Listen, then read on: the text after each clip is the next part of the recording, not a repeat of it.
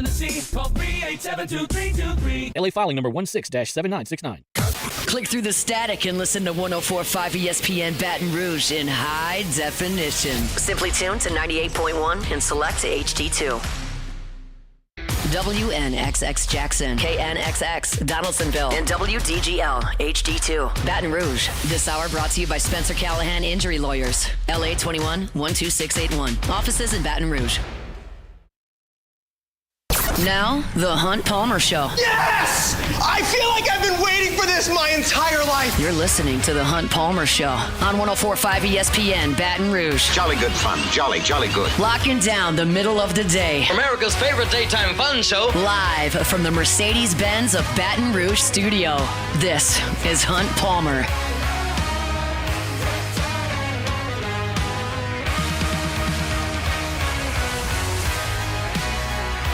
Welcome in. Hunt Palmer coming to you from the Mercedes-Benz of Baton Rouge studio downtown in the capital city on this Tuesday. Means we're brought to you by Plucker's Wing Bar. Hope your work week's off to a good start. Appreciate you hanging out with us here on 104.5 ESPN Baton Rouge. Got Jacob Beck and Cassie Spazzali back there on the ones and twos. Our Tuesday staples coming to you here shortly. Glenn West, Go 24/7 senior writer, going to be with us at 1:30 talking football and maybe a little bit of basketball as well. Sharie High Shack, WDSU down in New Orleans, talking about nothing but injuries with Sharie, I would imagine, at 2:30. That's all that's going on in Pelicans land, and they're trying to get back from some of that with the Saints. Of course, we'll talk about the Saints win over Atlanta back on Sunday and look forward to the Browns coming up this week, again, from the Caesars Superdome. I've got to look at, I wouldn't call it state of the program 1 hour from right now. Just something that stood out to me today when kind of going over all aspects of LSU's program, and I'll share that with you at 2 o'clock. We'll briefly look at the college football playoff a little bit later as well because, you know, it is a sport we cover, but I don't know that LSU is going to be involved in that college football playoff, so won't be quite as riveting a conversation as it has been the last couple of weeks. But we'll start on this Tuesday the same way we start every single day, and that's with our opening drive. Time for Hunt's opening drive, presented by Genesis of Baton Rouge. Every car on the lot, Genesis of Baton Rouge, is online at genesisofbatonrouge.com. LSU and Florida from the Swamp coming up on Saturday, and I've got great news for young Hunt Palmer. Great news. The tide has turned on Florida and LSU. Now, I grew up in the 90s. Now, I wasn't cognizant enough in the very early 90s to really understand what was going on.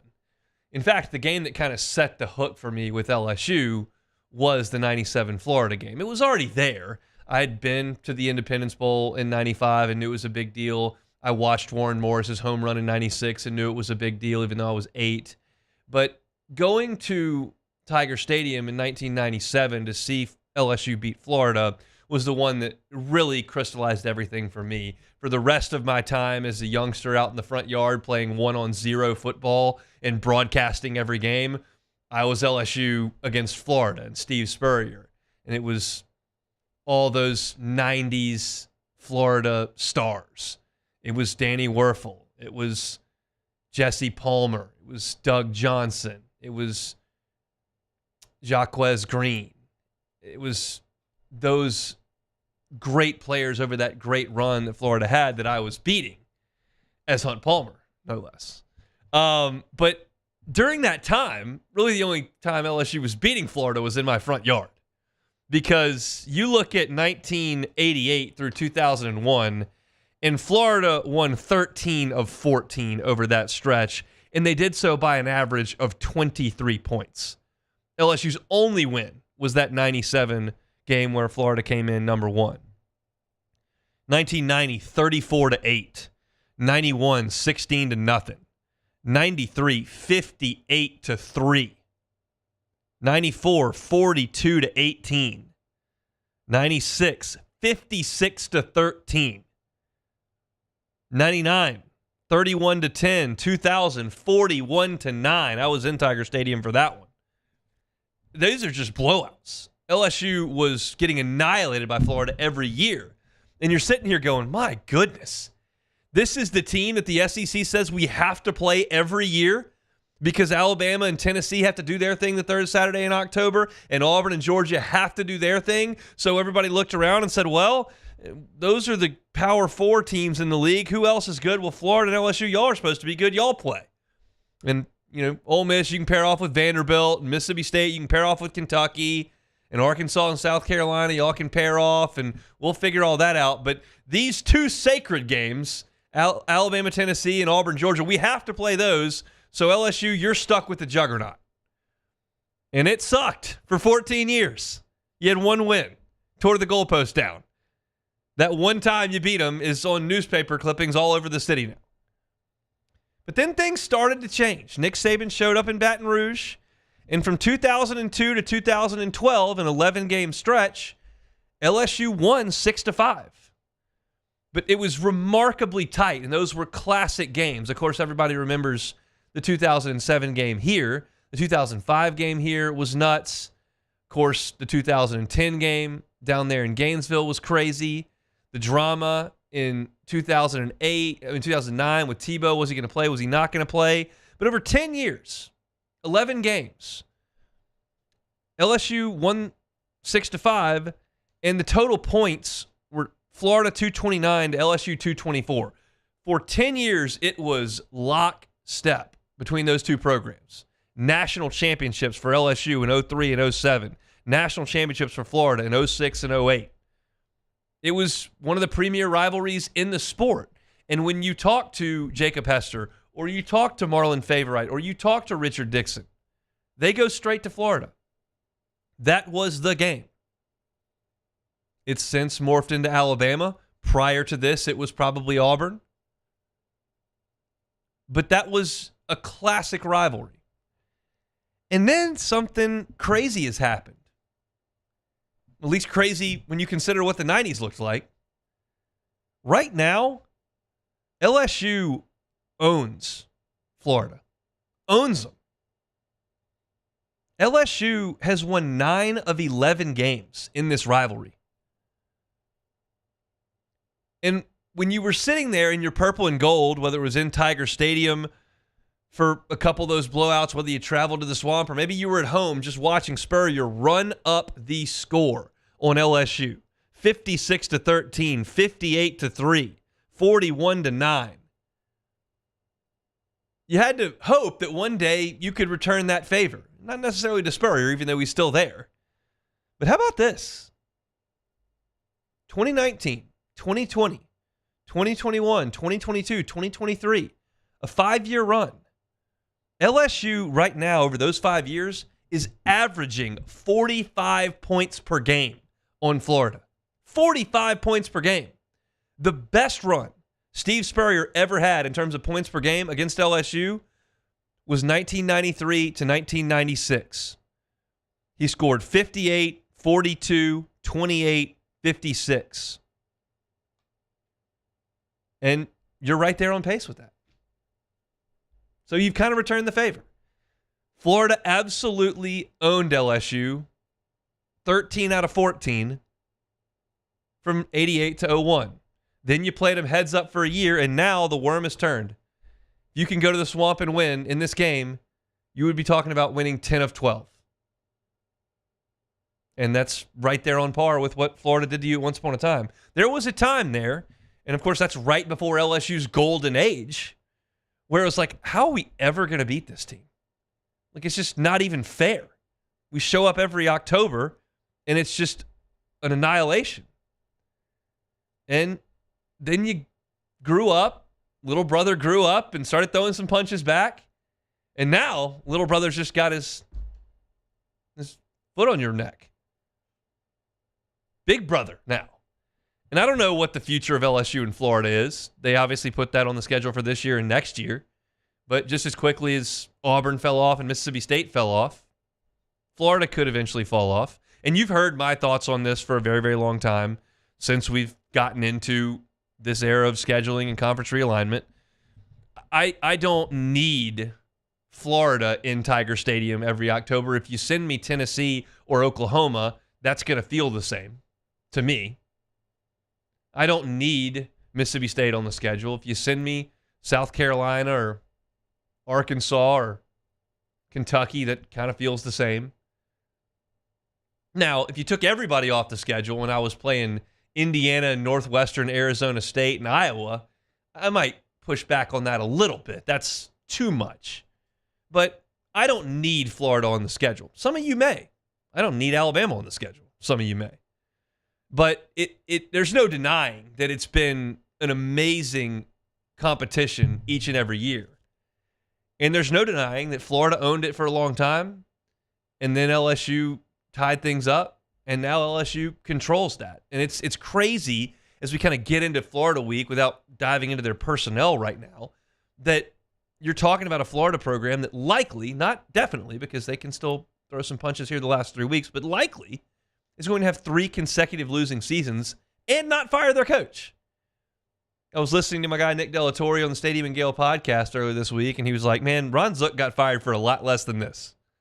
And that's true. Ron Zook's record is better than Billy Napier's.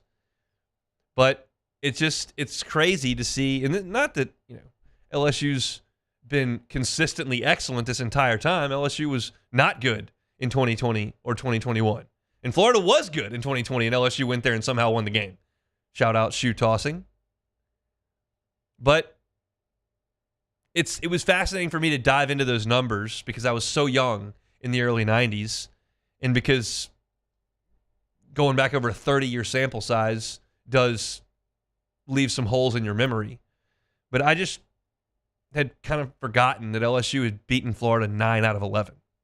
I remember doing the postgame show after Jaden Daniels went nuts last year and thinking, man, 9 out of 11. But it just kind of fades into the background. Now we're back into Florida week, and it's like, I can't believe LSU owns Florida. That's a cool thing. It's feather in the cap. So I hope Jacob Hester was listening. He'll enjoy that. That's your opening drive presented by Genesis of Baton Rouge. Check them out, Airline and Piku, Genesis of Baton Rouge. When we come back, we got some sound from Saints camp yesterday. Darren Rizzi. Is the interim bump over? Are they ready to sustain a little bit of quality energy and quality play? We'll hear from the Saints head coach coming up next. The Hunt Palmer Show. Speaking of Genesis of Baton Rouge, another good time to tell you about Genesis of Baton Rouge. I want to tell you about the facility over there at Genesis of Baton Rouge, because I can't say that I've been in a car dealership that felt quite like that. The ambiance is phenomenal. It's peaceful. They've got great Wi-Fi, great places to sit. They've got an incredible coffee machine there. Got snacks laid out. And the vibe in there is more like a 5-star hotel than it is a car showroom. And that's by design, because Genesis prides itself on the experience that Genesis drivers get. And I tell you all the time that you don't have to come in to get your car serviced at Genesis Baton Rouge. You don't have to go to the dealership to start your journey to purchase a car. But if you do, you're going to be pleasantly surprised at that experience and at that facility. It's first class in every single way. Generally speaking, when you are in the market for a vehicle in Baton Rouge, you end up on Airline Highway. There are just a lot of dealerships there. If that's the case and you're in the market for a new car, just make one extra stop at Genesis of Baton Rouge right there at Airline and Pico. It's across from Women's Hospital. And just stop on by, chat with one of their brand ambassadors. Get behind the wheel of one of these vehicles and see how safe, how sleek, how stylish all these vehicles are at Genesis of Baton Rouge. I think you'll be surprised. You may not have put Genesis on your list previously. You need to now. Check them out at Genesis of Baton Rouge. You can start that process online at genesisofbatonrouge.com. Genesis of Baton Rouge, genesisofbatonrouge.com. I've been doing business with Luba for 25 years. They're dependable, trustworthy. It's just the attention to detail with our clients. Our folks have years and years of experience. They're highly trained professionals, but many companies have that asset. What I'd like to think makes Luba a bit different is that we use those talents in a way that truly is dedicated to serving the needs of the folks who depend on us. The only thing scary about the deals at Bayou Ford is if you miss out on them, like $15,000 off F-150. Bayou Ford has $15,000 off Ford F-150. All new Bayou Ford vehicles come with a complimentary 7-year powertrain warranty. The crew at Bayou Ford is going to do right by you. When you can't rely on technology, you can rely on Mountain Cold Refreshment. Dave's back on. Coors Light. Choose chill. It's an everyday thing here. We work horses in the mornings and we work on the property during the day, and without these John Deere tractors, it'd almost be impossible to keep up with the place. I've dealt with some of the other colors and stuff, and I never really got the response back that I get from John Deere, We really enjoy dealing with Sunshine. They're good people. They always check on us and make sure our equipment's running, and we love them. Flip the switch and learn more about what it means to be powered by Sunshine at sunequip.com.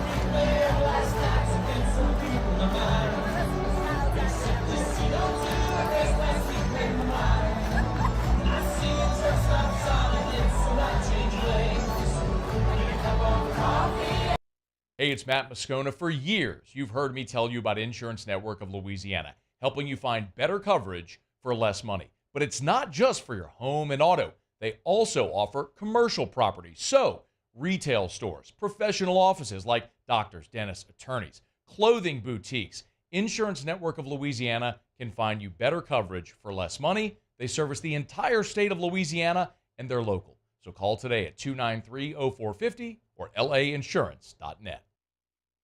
Jerry and Benny Payne began Central Plumbing Company out of their driveway in Tanglewood Subdivision. 50 years later and 4 generations down the road, we continue to serve Baton Rouge and the surrounding areas for all of their plumbing needs.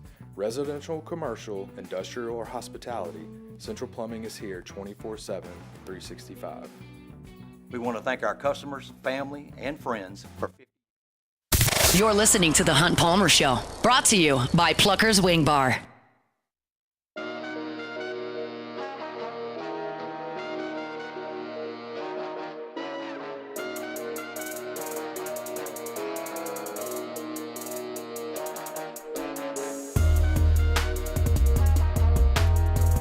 Really good weekend for the New Orleans Saints, for their interim head coach, for the players in that locker room, and I think especially for the fan base as well. Just a tough 2 months there. You lose 7 in a row. All your hopes from the first 2 weeks dash. Your head coach is gone. Feels like a reset is imminent, and there's just no positivity anywhere. So for the Saints to come out and play with energy, play with effort, and play well, and beat a good football team in the Dome, I thought was really cool on Sunday. And Darren Rizzi met with the media yesterday to kind of discuss some different aspects of that game and then moving forward. The first question that I wanted to hear from is do they feel a sense of relief after breaking a 7-game skid?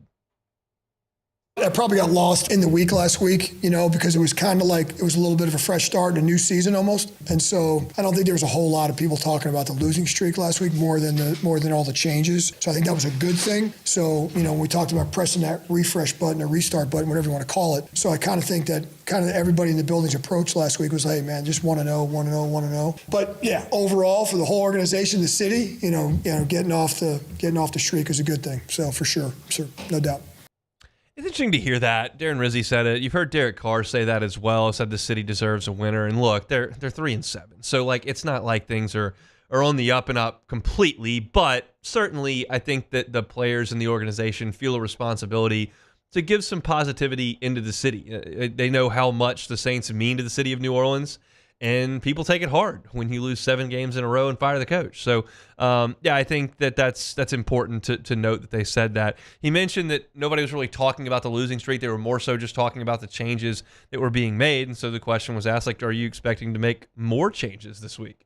Well, I think all the changes that we made last week were received positively. But like I said to you guys last week, I want the guys walking in here every day thinking, okay, what's next? And it might be the smallest thing. And we got to continue to do that. We got to kind of continue to keep everybody alert. I just don't want to get into that same mentality. The buy-in is huge, I think. And so are we going to throw a couple more wrinkles at them this week? Heck yeah. We're going to try to do that every week. Try to keep everybody on their toes and keep them fresh. But the main changes we made, we're not changing the locker room again. I'm not going to do that to bum the guys, but some of the schedule stuff and practices and maybe threw a couple different things into practice. Keep doing that. And that's really the task of an interim coach, isn't it? You got to find a way to make sure the guys are locked in. And so in college, when the carrot is taken away as far as a bowl game or whatever, a lot of people can start to look elsewhere, and it's tough to keep guys together. In the NFL, I would suggest it may be a little bit easier with most of the roster because guys are trying to make sure that they're going to keep their jobs. Like, truth be told, Cam Jordan doesn't need any more money or a new contract. Same goes for Alvin Kamara at this point. Like, he doesn't need any more money or a new contract. He's taken care of there. Tyron doesn't need any more money or a new contract. Like, so those guys don't have a ton to play for from that respect. But a lot of the younger players, a lot of guys that are stepping in for injury, like, they're trying to put great tape out there so that they can be on a team next year, whether it's the Saints or somebody else. So I don't necessarily worry too much about the effort from that perspective, but you do need guys to be locked in, and I think that starts with the players. Darren Rizzi can change the locker room all he wants, and he can change some of the things that they do day to day, practice schedule, all that kind of stuff. But the players don't take responsibility for it, and I don't know that it necessarily matters a lot. And Rizzi said he saw that last week, and he thinks that great things happen when players take hold of the locker room. When the players take ownership of the locker room and the players kind of take ownership of the team, great things can happen. Anything can happen. The sky's the limit. And so when you got guys like Honey Badger and DeMario and Cam and AK and Derek and some of these veteran players that are able to look at their performance and say, man, I could do better. I could perform better. I could do this better. There's things I need to work on, and it's great, And so he's obviously got a lot of respect in that locker room. So when he's able to stand up in front of everybody, people listen. People listen to what he has to say. And so when you have a guy like that being the example, I'd step out of the way. That's where it's a positive to have an old team. When you've got an old team, you've got guys that can steer the locker room the right way. The bad thing about having an old team is that the players get old. And we know that Cam Jordan is currently fighting Father Time for every single second he possibly can. And we know that Father Time is eventually going to win that battle. He's undefeated. But Cam Jordan was more noticeable on Sunday. He did get back there for his first sack of the year. He did do a pretty good job in terms of run defense. He's fallen off over the last 2 years, and that's obvious to anybody that's watching. However, it was nice to see Cam Jordan against the Atlanta Falcons, a team that he's plagued over the years, to step up and have his best game in 2 months this season as a Saint. And Darren Rizzi said, and they asked, is there going to be more Cam Jordan moving forward? There was a conscious decision to get him more involved. Every game plan is going to play out a little bit different. With the D-line rotation, depends on kind of who you're playing, their personnel. I think yesterday's game was very conducive to Cam. I think he executed very well. Quite frankly, I think probably Cam, if you talk to the defensive coaches, and from what I saw from watching the film, Cam probably had his best performance this year. And it's not only he made a couple splash plays, just the whole 40 plays that he played were good. But yeah, I mean, listen, that may fluctuate week to week. Probably want to definitely get him more than 10 like he had the week before, and somewhere 40 might be his max there. But so he kind of maxed him out yesterday. But no, listen, all good. I thought he played very well. Look, you got Carl Granderson, you got Chase Young. Those guys are better players than Cam Jordan at this point. They're better pass rushers. They're even better against the run. They're just better players. And those guys were showing up on Sunday too. I mean, huge play by Chase Young to come off the edge, bend the edge, and get that strip sack.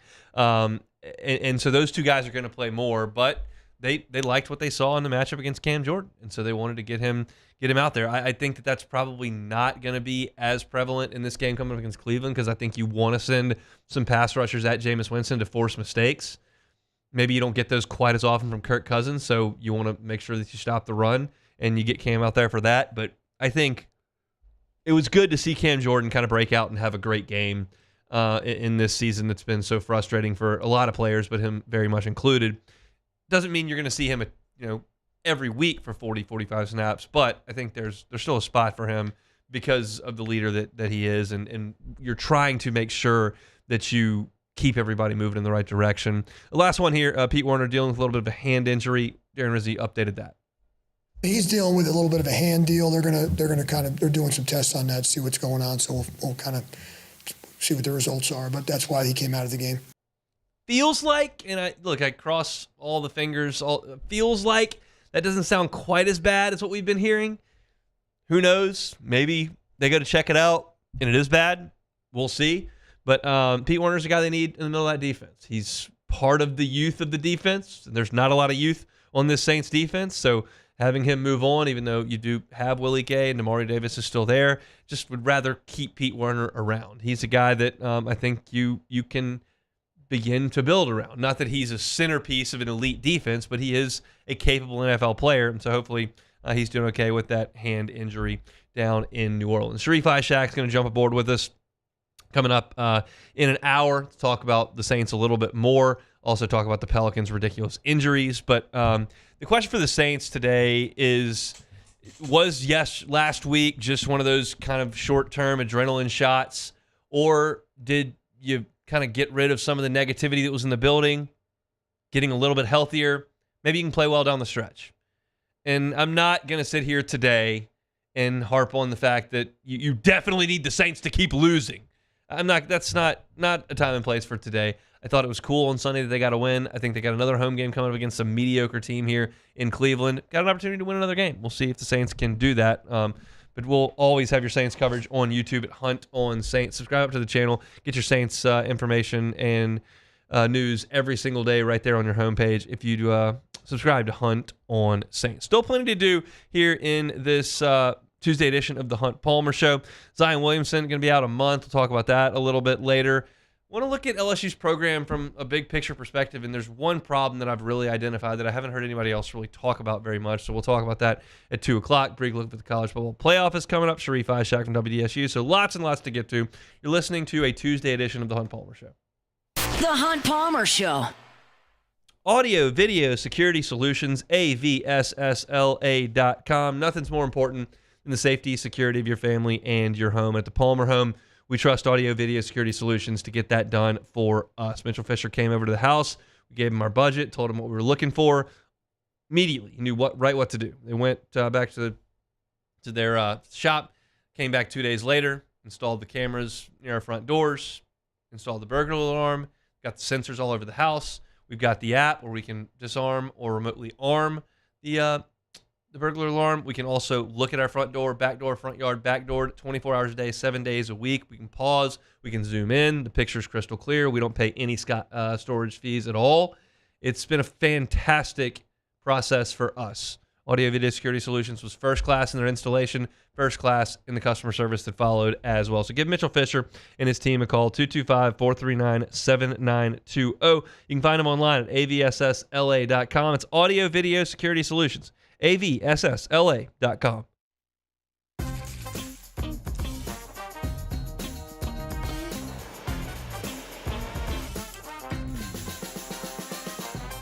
The best kept secret in town is out. Discover Tallulah at the Renaissance Hotel on Bluebonnet.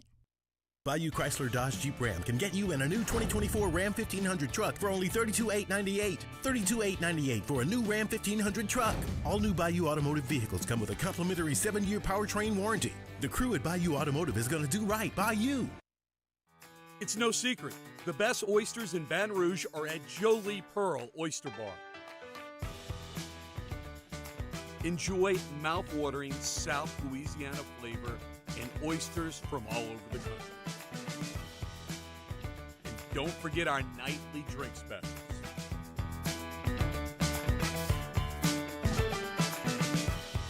Jolie Pearl Oyster Bar, located in downtown Baton Rouge. I've been doing business with Luba for 25 years. They're dependable, trustworthy. It's just the attention to detail with our clients. Our folks have years and years of experience.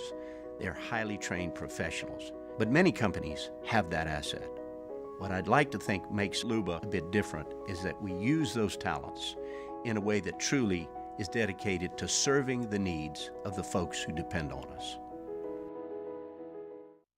Dylan Cruz here to tell you about Six Rings Baseball and Softball Camp. If you live on the North Shore and play ball, go to Six Rings Camps with former LSU assistant coach Dan Canaveri. His knowledge is second to none, and your child will improve and have fun doing it. Camps were held at Coquille Park and Six Rings Academy in Covington with 4 sessions over the summer. Full day and morning only sessions are available from ages 7 to 13. Go to sixringsbaseball.com or call 985-206-9096. Learn the game to love the game. Gulf Coast Office Products is a nationally recognized Savin office equipment dealer based right here in Louisiana. Over 100 employees strong, Gulf Coast has the boots on the ground to support all vertical markets from education, engineering, legal, and finance. With the latest in office technology from desktop to production segment units, Gulf Coast and Savin have the perfect fit for you. Call 225-756-2644. That's 756-2644 for Gulf Coast Office Products.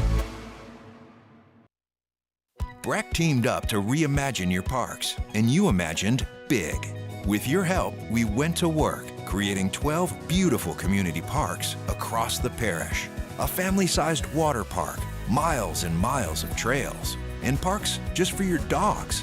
There are more places to splash, to explore, to run wild, and even soar. You imagined, we delivered. This is the Hunt Palmer Show, brought to you by Plucker's Wing Bar.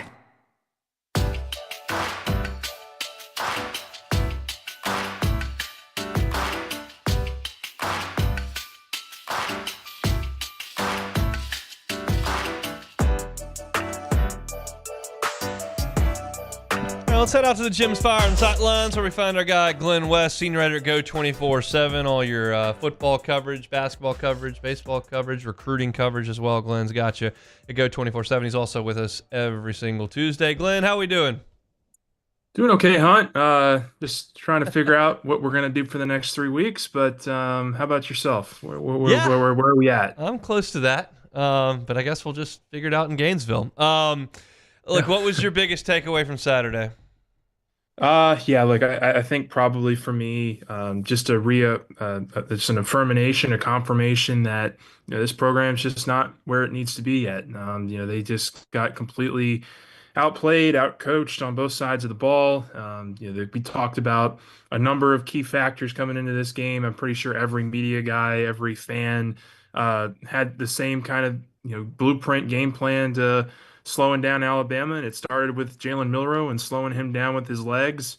Unfortunately, he runs for 185 yards and 4 touchdowns. Offensively, you were hoping they could eliminate some of the turnovers and find some kind of balance between the run and the pass, and they turned the ball over 3 times, and outside of one Caden Durham 45-yard run, they pretty much got shut out on the ground too. So just really a complete no-show from LSU, and one of the higher stakes games of the entire Brian Kelly era. I would say it's probably the most disappointing loss in the last 3 years. And I think you can kind of make the argument for the first time here that this program's kind of plateaued a little bit. I think there were reasons to believe that they were on the ascent the first 2 years of the program, but a third straight 9-3 season at best is kind of what you're staring at right now in the regular season. And I think you can certainly make that argument, and probably make a pretty good one, that they haven't improved this year in the way that I think a lot of people expected coming into the year, and certainly the way that these players and coaches talked about this offseason. What's the biggest reason for that?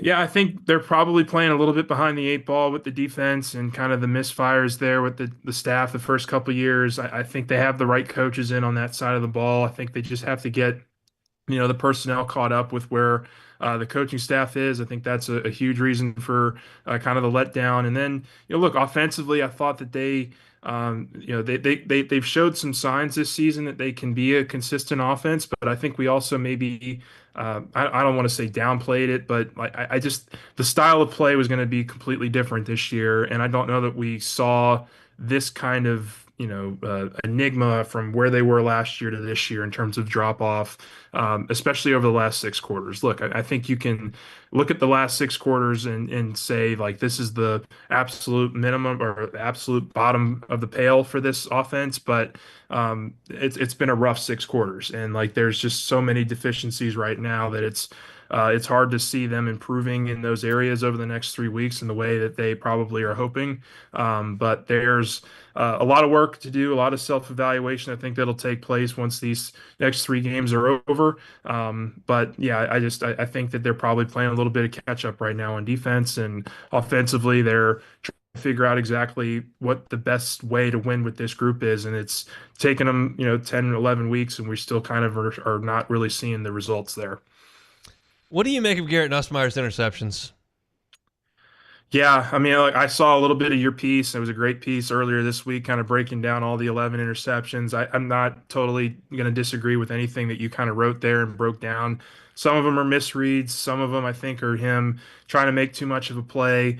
Too many. Trying to put too much on himself and make a play when maybe something's not there. Other times, look, I think the last couple of games, what I've noticed is the receivers are having a tough time getting separation. Like he's having to throw these balls into extremely tight windows, and I'm just not sure that we expected that this year from this receiver core. And when you balance that out with the fact that the run game has had a real tough time, getting involved. I think really the only reliable guy you could say in that Alabama game for Nussmeier was Mason Taylor, and outside of that, it was tough sledding. And I think a lot of the interceptions that he's had, sure, he's going to own up to them, and they're absolutely on him. But I also think it's on the offense as a whole to kind of help him out a little bit more. I don't think Brian Kelly is feeding a line that's not valid there when he says that they have to help him out a little bit more than they have. And unfortunately, it's been a little bit too inconsistent over the last month or so to really kind of get the best out of Garrett, I think, in his first year as a starter. How do you feel about the play calling?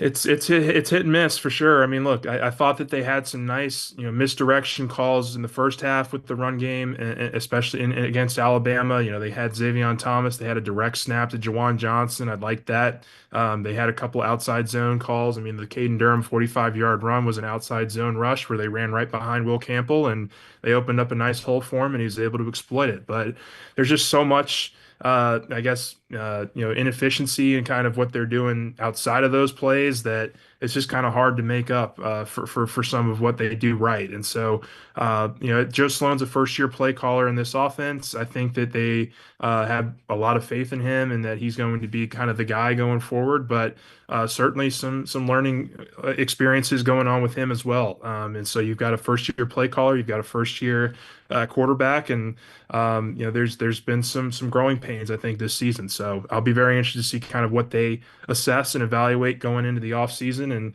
how they can kind of work together a little bit better going forward. When you look at the defense, they're playing a ton of veterans. Are you a little surprised, a little disappointed, not surprised at all that some of those young players haven't pushed their way to the field a little more quickly? It's so hard to say because I do think that they have mixed those guys in. It's maybe just not as a consistent like rotation guys, but they are getting snaps. I look out there and I see PJ Woodland playing every once in a while. I'll see Gabriel Relaford. I'll see Ahmad Bro. Deshaun Spears had a pretty significant role in the non-conference play. I do think that you got to ask those questions here over the last 3 weeks. Is do you kind of get those guys more involved, considering that those are the future foundation pieces that you're going to be building around? I don't know that they're going to go that far just because these veterans are playing for their NFL futures here. And I know the number one goal is to put the team out there that's going to help them win the most. And right now, I think the coaching staff still believes that the veterans are the ones that can help them win these next 3 games. So until they prove otherwise, or until these young guys maybe kind of step up and make it, an irrefutable kind of proposition to put them in there a little bit more, I think they're going to continue to ride with these veteran players. Go to the Swamp on Saturday to play Florida. Let's just say for the sake of this discussion that DJ Lagway does play in the game. If he doesn't, I think we all have a pretty good feeling of how that looks. If he does play, what do you think about LSU's matchup with Florida? Yeah, I mean, it's just so hard because the last 6 quarters have just been so seared into our brains about what this team has looked like here recently. I mean, look, I think if Lagway plays, I don't know that he'll be 100%. And so I do think that maybe he won't be trying to move as much in the pocket and escape and try to run with his legs a little bit more. I think you can force him into some throws defensively. And look, I think in the secondary, like Ashton Stamps and Zy Alexander, I thought those guys, they held up well in Alabama just because they weren't really needed, because Alabama didn't really lean into them as part of the game plan. The part one was slowing down Jalen Milroe, and they didn't even get to part two, which is slowing down the passing game. But I do think that, Lagway's got a lot of talent. He's got a lot of athletic ability. But he's going to be coming off a pretty serious hamstring strain, and I just don't know that he's going to want to test it all that much with his legs. So you make him a passer. You hope that this is a game where the secondary can really shine, and maybe you get some pressure up front on him and make him force a couple bad throws. But this is this is the Swamp. This is never an easy place to play. And, LSU certainly, has had Florida's number in recent years, but the way that they've looked here the last couple of weeks, I don't think you can go in with any kind of confidence that this is going to be an easy win or one that they can walk out with, a confident kind of mindset. 6-3 right now. What does your gut tell you they finish? I think they can win all three of these next games. I think they probably slip up one more time just by the way that they've looked so far. I think I'm looking at 8-4. My 9-3 prediction was, I think predicated on them splitting the Alabama Ole Miss, 1-2, kind of that homestand. And I actually had Florida as one of my preseason losses, but I think that there's just so much inconsistencies right now. And until they can show us here, if they can string together a couple of really complete performances, then I think you can kind of start to change the tune. But the way they've looked the last two games, in particular the last 6 quarters, I think, the most reasonable people would think that there's absolutely the opportunity for them to lose another game here down the stretch. Glenn West, senior writer, Go 24/7, is our guest here on the Jim's Firearms Hotline. All right, let's switch over to basketball here briefly. Seen him play a couple of games now. I saw one back on Sunday. Not a good first half, not a good 30 minutes, but they got it done in the last 10 minutes. Anything stand out to you for the first 2 games? Yeah, they've done a nice job, I think, overall. Look, the first, like you mentioned, the first 30 minutes of that game over the weekend were not great, but I thought that they did some good things down the stretch. They, kind of were able to attack the paint, get to the rim. Jordan Sears finally got going a little bit there in the second half. They've done a pretty good job, I think, of getting open shots. I think probably the thing for me is going to be just how can they continue to evolve in the half court? I mean, the half court offense was not great in the first, 35 minutes of that game. They finally were able to lean into Jordan Sears, but it was a lot of one-on-one stuff there. Like there was not a whole ton of actions there. They were putting them in ball screens and having them just drive downhill. I do think they're going to need to continue to lean into their half court offense and develop in that way. Defensively, I think that they've shown some really good things, and then the perimeter defense has also kind of lapsed in terms of them allowing these guards for Alabama State in particular to get to the rim. I mean that was kind of my biggest takeaway in the first half, was that they just allowed so much dribble penetration that it was sick almost, and I think that was one of McMahon's biggest takeaways after the game. So they're still learning here. I think they missed Tyrell Ward. Like I think that's going to be a storyline all season to follow, is what their 3-point shooting looks like. But overall, I like what I've seen from the first 2 games, and if they can just kind of hone in on the half court offense and lock up a little bit more defensively on the perimeter and not allow those guards to get to the rim with such ease, then I think that they can have a pretty successful non-conference schedule. We'll see. They'll be in Manhattan, Kansas coming up on Thursday to take on the Kansas State Wildcats. All right, Glenn, we appreciate the time, man. All right, thanks, Hunt. Appreciate it. Glenn West, senior writer at Go 24/7, all your LSU team coverage and recruiting. They got you covered at Go 24/7. Come back and close out hour number 1 with just some depressing stuff. It's just depressing stuff. The Hunt Palmer Show. Highland Insurance Group, HighlandIG.com is that website. Insurance is never a super fun discussion to have, but it can be vitally important. If you own a business, you operate a business, you know how to handle your business, but what about your insurance policies? If your only interaction with your insurance broker is you get a couple of quotes for renewal every year and you pick the one with the less premium, that's one way to do it, but I would advise trusting your broker and making sure that you are covered. It's not a magic bullet. Highland Insurance Group is not a magic bullet. They're not just going to show up and slash 14% off that premium immediately. The market's not going to allow for that. But what they can do is work with you, understand your business, how you operate, what your risks are, and then mitigate them the best way they can with these policies and your deductibles and whatever the case may be. If you don't know what EPL insurance is or cyber insurance is, or D&O insurance is, call your broker. They don't know, which they should. Call the Highland Insurance Group. HighlandIG.com is that website. Jonathan Carver and his team, happy to help you with property and casualty. They can also help you with group and employee benefits. It's Highland Insurance Group, HighlandIG.com, HighlandIG.com. There it is, the extra mile, on the border of expected and extraordinary, for those willing to go further, like vans customized for work or play, with safety and tech to keep you connected. Supported by a 5-star sales, service, and finance team. And backed by the 1-star you know. So go the extra mile. It's never crowded because so few have what it takes to go there. Mercedes-Benz Vans.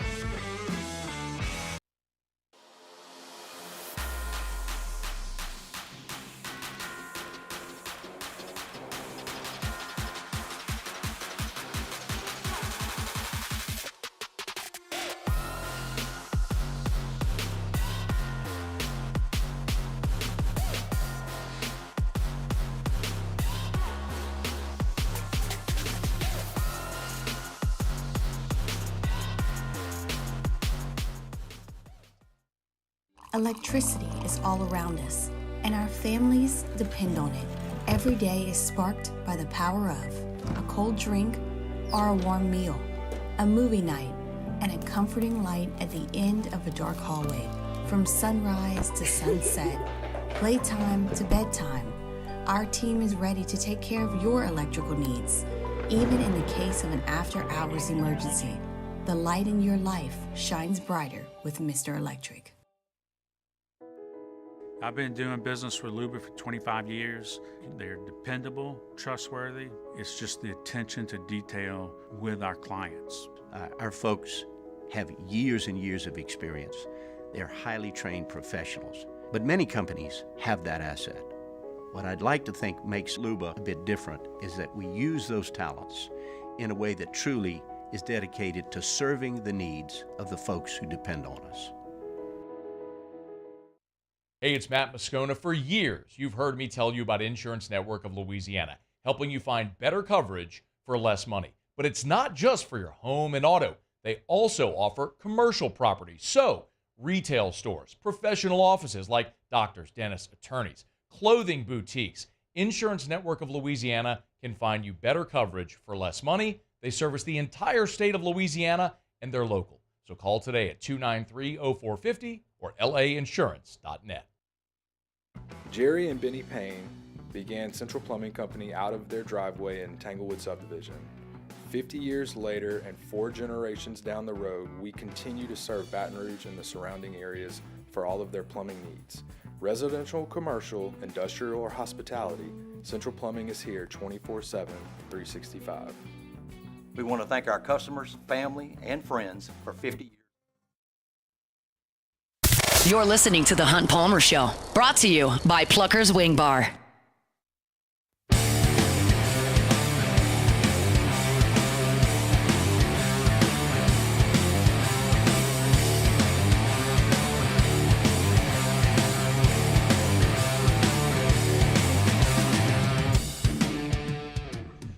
Tuesday show is brought to you by Plucker's Wing Bar. 2 locations in Baton Rouge, Nicholson just south of campus, Bluebonnet in front of the Mall of Louisiana. I will be at the Nicholson location tonight. Sports trivia, 8:30, watching football, watching basketball. You can win some gift cards. Come on out and see us at Plucker's tonight, 8:30 for sports trivia. We got 5 rounds live action trivia. $15 for first place in every round. Second place, $5 in every round. 10 Pluckers dollars for the best team name in the night. So we always have a good time Tuesdays at Pluckers. Get on by and see us. Nicholson location right there just south of LSU's campus. So the New Orleans Saints, you know this story, but I'll lay it back out for you. Eric McCoy got hurt, and then Cesar Ruiz got hurt, and then Lucas Patrick got hurt, and Derek Carr got hurt, and Taysom Hill got hurt, and Chris Olave got hurt, and Rashid Shaheed got hurt, and basically the entire starting offense, save a couple of guys, your 2 tackles, Kamara, even though his ribs were broken, basically everyone was hurt. And on the defensive side of the ball, well, Colin Saunders got hurt, Pete Werner got hurt, Demario Davis missed a game for the first time in his career, basically. Marshawn Lattimore got hurt, Paulson Adebo got hurt, Tyrann Mathieu missed some time. Like, basically the entire defense got hurt. That's all the offense and all the defense. And you thought, well, it can't possibly go worse than that for anyone ever. And then, what is that? I could probably hit it with a gap wedge. I'm thinking 100 yards away. Things got worse in the Smoothie King Center. The Pelicans said, hold my hand grenade. Hold my hurricane. Watch this. Zion, out. Before that, you'd lost Trey Murphy. DeJounte Murray, out. Herb Jones, out.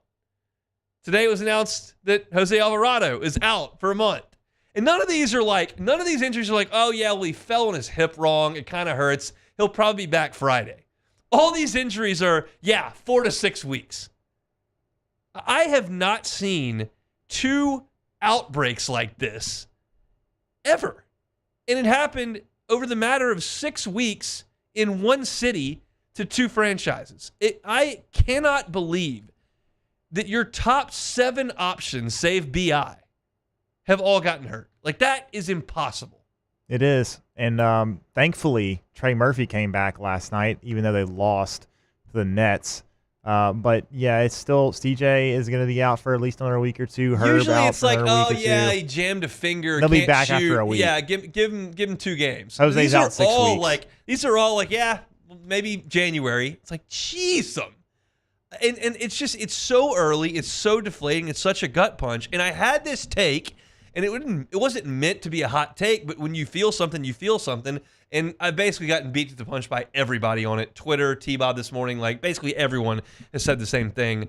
I'm ready to put an end to the chapter of the BI Zion Pels. I think it's over. I think they're not going to accomplish anything of note with those 2 guys as the centerpiece. And the sad part is they tried to make a change by letting Valanciunas walk and then adding DeJounte Murray and then making that a different change, a different lineup iteration and doing things a little bit differently. But you're going to put yourself so far behind the 8 ball with all these injuries that you're not going to be able to dig yourself out of it, because the Pels weren't good enough, we don't think, whole to fall into this massive ditch in the middle of November and then steadily spring their way out of it in a tough Western Conference. You're just not good enough to do that by most people's estimation.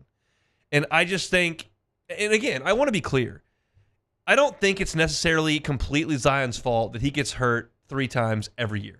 And it's certainly not David Griffin or Willie Green's fault that all these guys got hurt in a 12-day period. That's just nobody's fault, but it just happened.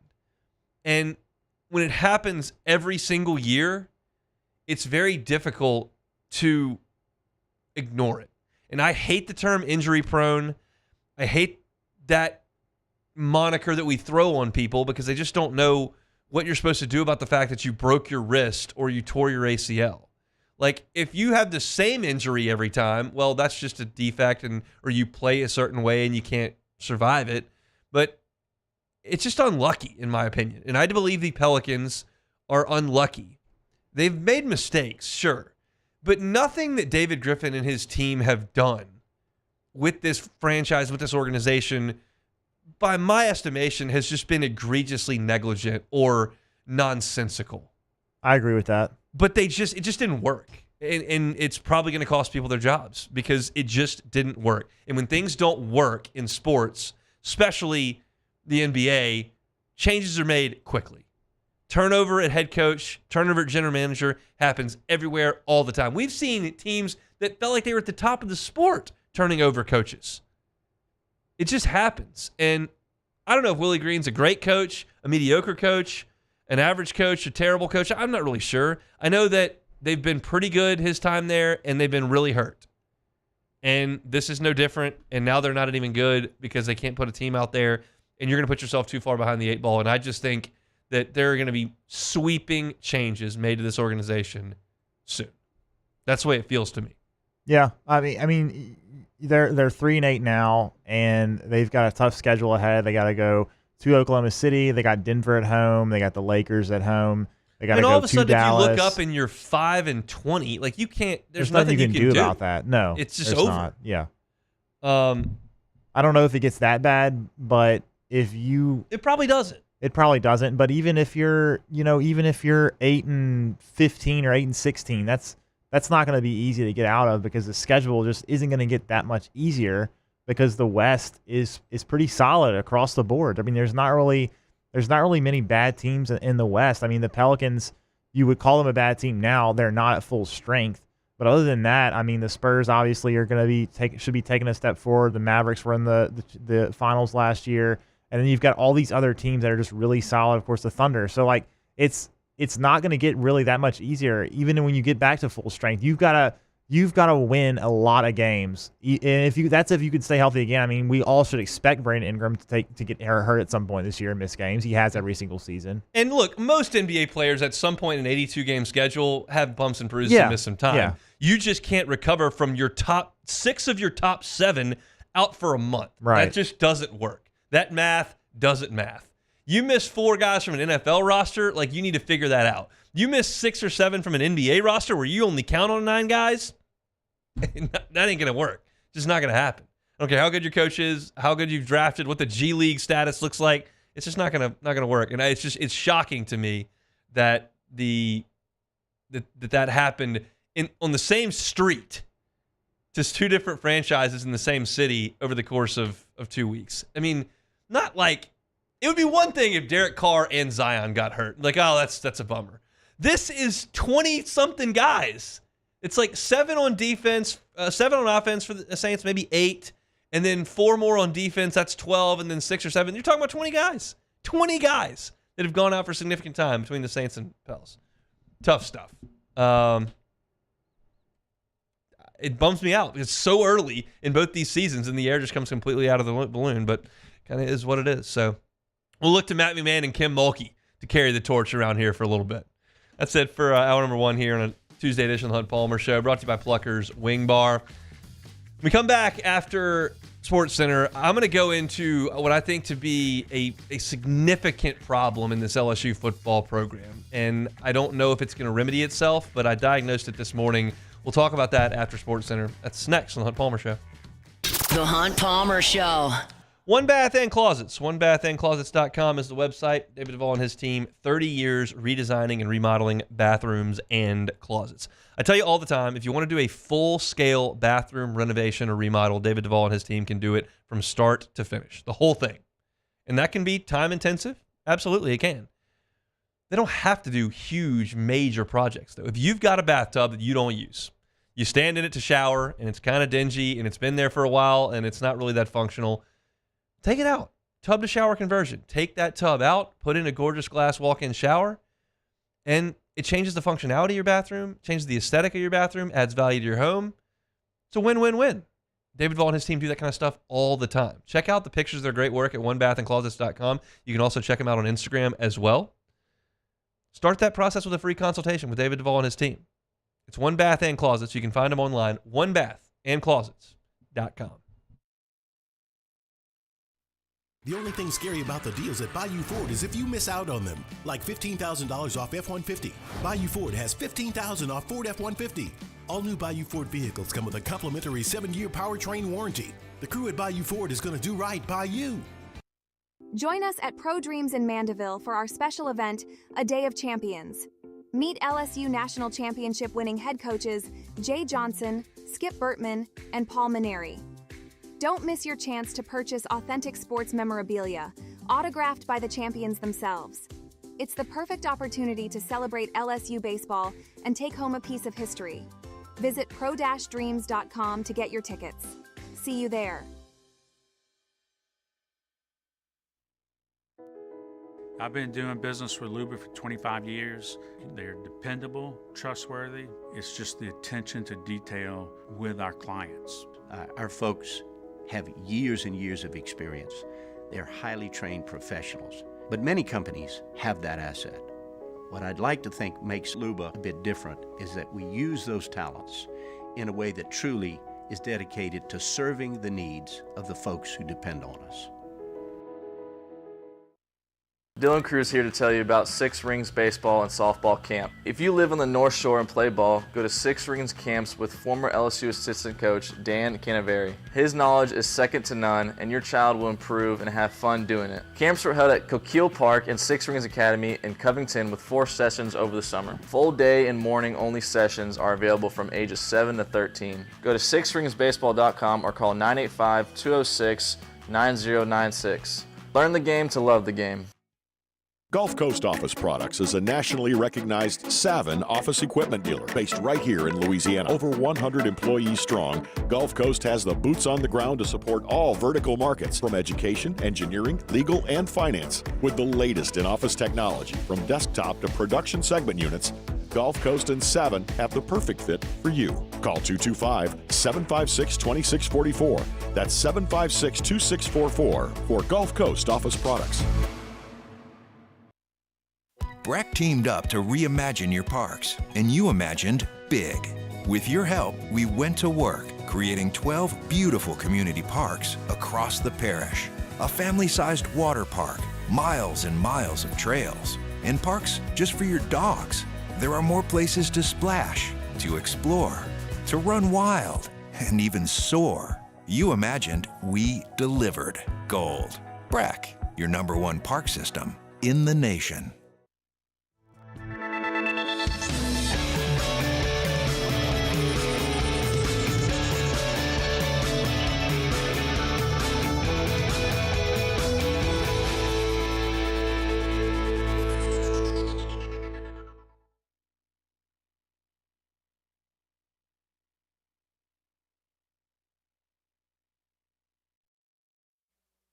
This is SportsCenter. I'm Christine Lisi. The Bears have made a change to try and help their struggling offense. Fired offensive coordinator Shane Waldron. Chicago's lost 3 straight. Rookie quarterback Caleb Williams and the offense have gone 23 straight drives without a touchdown. Passing game coordinator Thomas Brown takes over as OC the rest of this season. And going forward, the Bears have to simplify their offense, suggests ESPN NFL analyst Dominique Foxworth. Take it way back and find something that they're good at that can take pressure off them. It hasn't been the running game so far. Maybe it can be DJ Moore in the screen game, something that doesn't require a lot from the quarterback, where he can have not only a physical but like a cognitive break, because he seems to be moving fast in his head but moving slow with his body. Cowboys owner Jerry Jones confirmed on 105.3 The Fan quarterback Dak Prescott will have season-ending surgery tomorrow on his torn hamstring. Chiefs designated running back Isaiah Pacheco and defensive end Charles Omenihu to return to practice this week, freeing them to play as soon as Sunday at Buffalo. Steelers outside linebacker Alex Highsmith ankle injury out against Baltimore this week. Here's one stat that's super simple to remember. Discover automatically doubles the cash back on your credit card at the end of your first year with Cashback Match. With Discover, you could turn $150 cash back to $300. See terms at discover.com/credit card. Now, the Hunt Palmer Show. Yes! I feel like I've been waiting for this my entire life. You're listening to the Hunt Palmer Show on 104.5 ESPN Baton Rouge. Jolly good fun. Jolly good. Locking down the middle of the day. America's favorite daytime fun show. Live from the Mercedes-Benz of Baton Rouge studio. This is Hunt Palmer.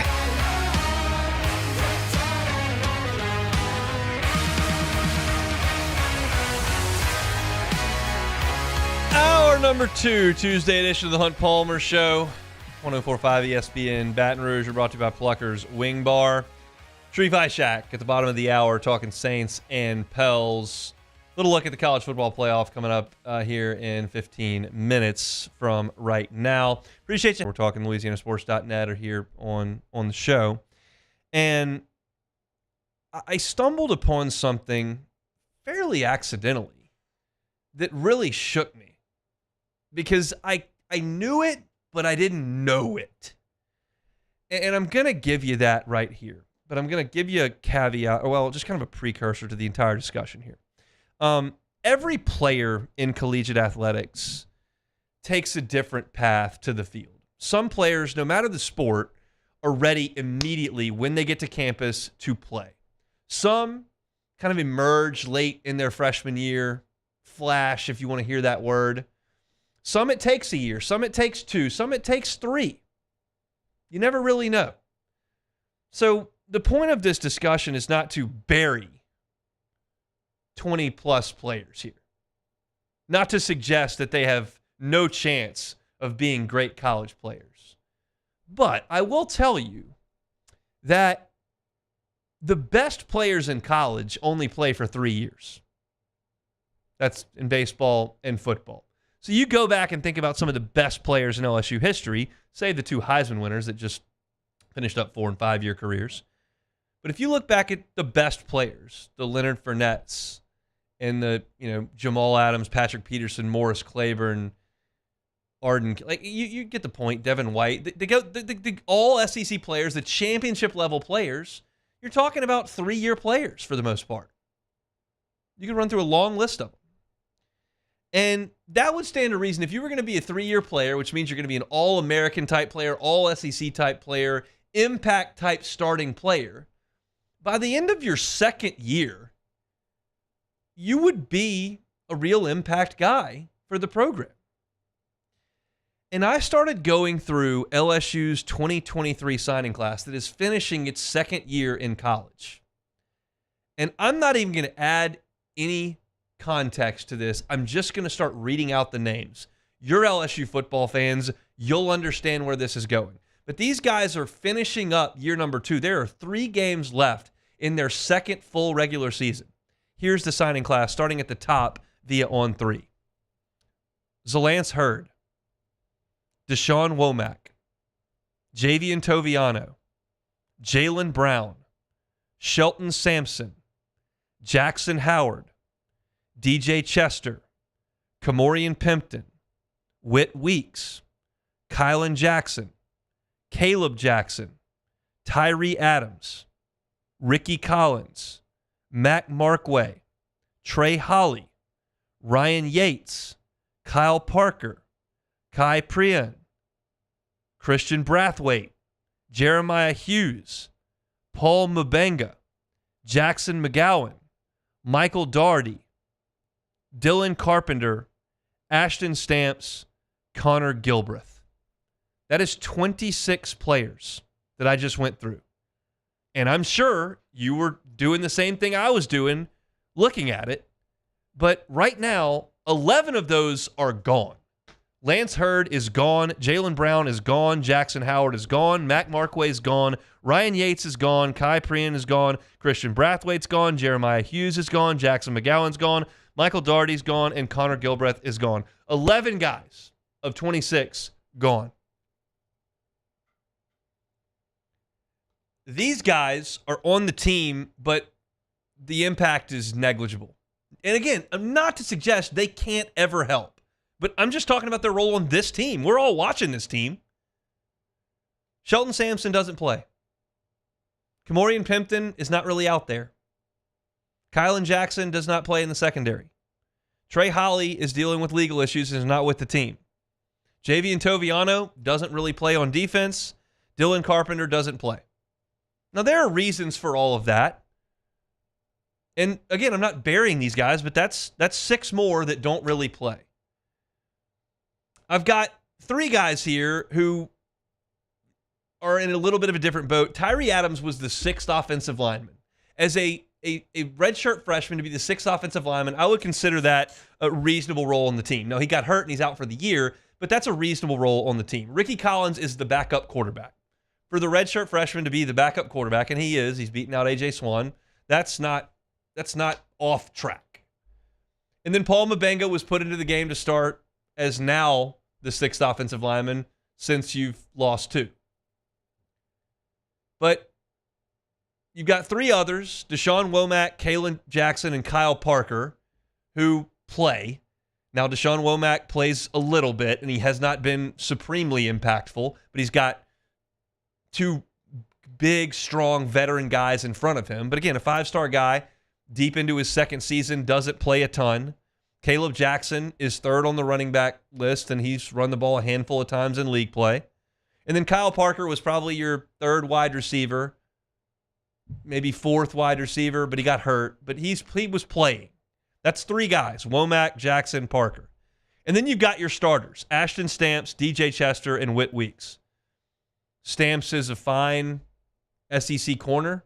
I think the fact that I don't notice him a lot, maybe because he's in great coverage, he's not going to be an All-American this year, but he's playing. DJ Chester's your starting center. He's been okay. And then Whit Weeks is making a lot of tackles. He was playing at what I thought was kind of an All-American type level a couple weeks ago. I don't know that he did in College Station. I think he made a ton of tackles on Saturday. But he's a good player. End of his second year, he's a good player. But the point being, that's 26 guys that I rattled off. I've got 3 starters, Stamps, Chester, and Weeks. I've got some guys who contribute a little bit, Womack, Caleb Jackson, and Kyle Parker. And basically, like 22 of these guys are not really helping. And that would be okay for this class at the end of last year. That would be okay for this class against USC.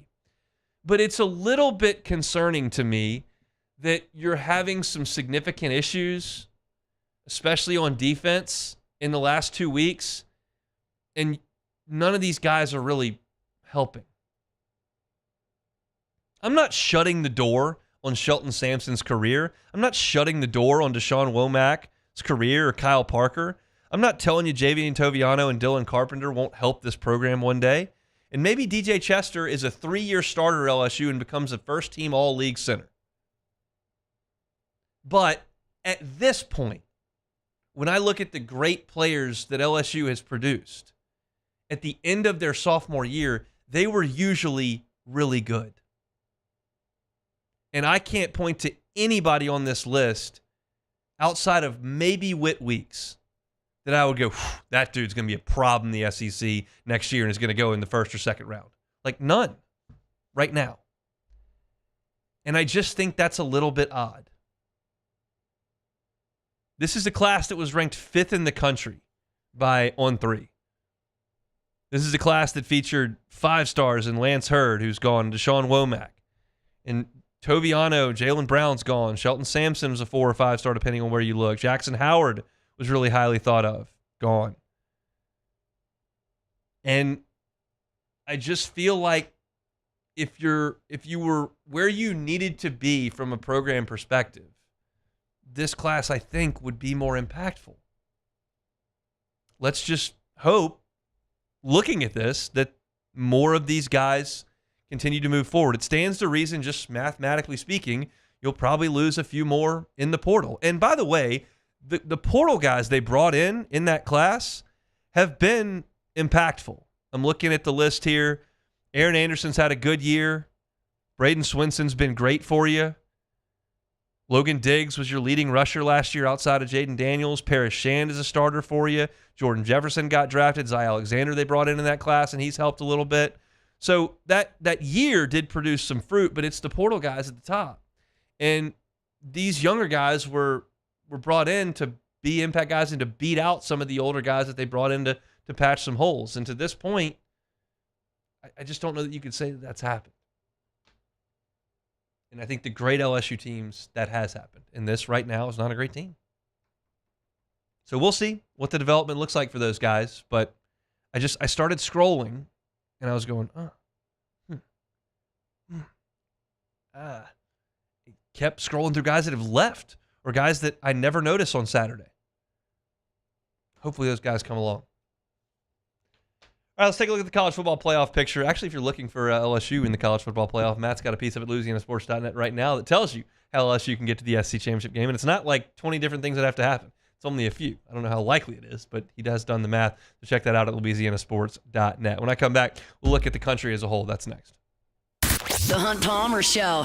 Genesis of Baton Rouge. GenesisofBatonRouge.com is the website. Safety, safety, safety. It's so important when you're in the car buying process, whether it's your car or certainly maybe you're buying one for a child.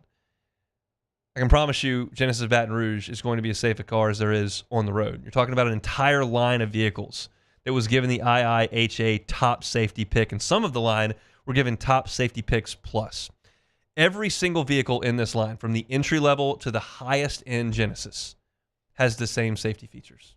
It's very important to the folks at Genesis that the vehicles that you are in are safe. Certainly, they're stylish. Certainly, they're comfortable, sleek. It's a luxury vehicle. But safety is paramount to the folks at Genesis, and they've certainly provided that in their line of vehicles. Check one out at Genesis of Baton Rouge today. They're on Airline at Pico. Get on by, ask one of the brand ambassadors to show you around. Tell them you heard about it here on the Hunt Palmer Show.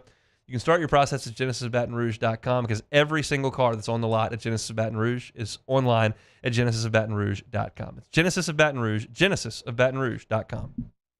The only thing scary about the deals at Bayou Ford is if you miss out on them, like $15,000 off F-150. Bayou Ford has $15,000 off Ford F-150.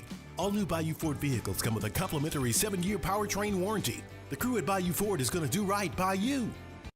Looking for the ultimate game day experience? Come to the Queen Casino in Baton Rouge. Savor game day platters and snacks, plus drink specials at 1717 Kitchen and Cocktail. So come out for game day and let our team make you the MVP. The Queen Casino, where every moment is a win.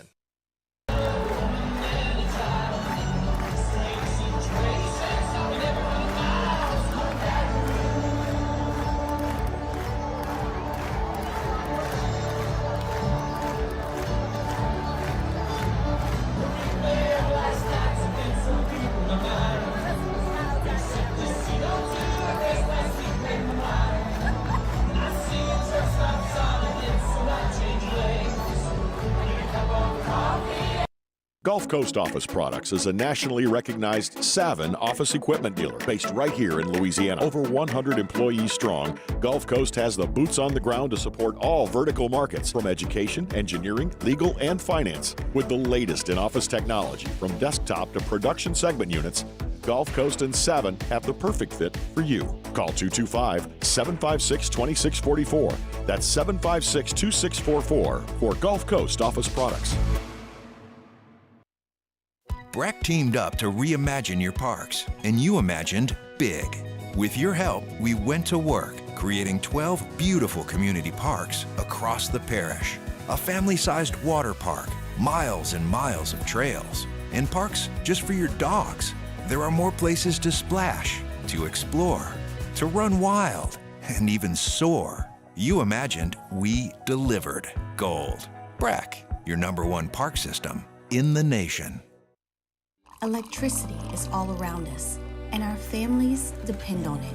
Every day is sparked by the power of a cold drink or a warm meal, a movie night, and a comforting light at the end of a dark hallway. From sunrise to sunset, playtime to bedtime, our team is ready to take care of your electrical needs. Even in the case of an after-hours emergency, the light in your life shines brighter with Mr. Electric. Hey, it's Matt Moscona. For years, you've heard me tell you about Insurance Network of Louisiana, helping you find better coverage for less money. But it's not just for your home and auto. They also offer commercial property. So, retail stores, professional offices like doctors, dentists, attorneys, clothing boutiques. Insurance Network of Louisiana can find you better coverage for less money. They service the entire state of Louisiana, and they're local. This is the Hunt Palmer Show. This is the Hunt Palmer Show. Brought to you by Plucker's Wing Bar.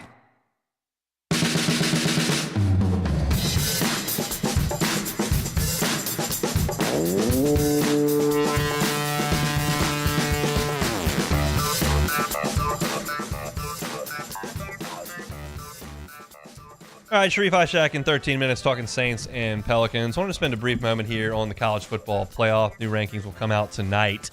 And I'm starting to look around, and I realize that this conversation's lost a little bit of intrigue because LSU with 3 losses is not going to get an at-large bid. But I still think it's an interesting exercise to do because we're talking about a new era for the sport. So you look at the ACC, and with Miami losing, it feels to me like we could very well be looking at a one-bid league there. Because if Miami beats Clemson or SMU in the ACC championship game, I think those two teams are out. I don't think Clemson gets in with 3 losses. I don't think SMU gets in with 2 losses. If Clemson beats Miami in the ACC championship game, Miami would then be sitting there at, I guess, 11-2.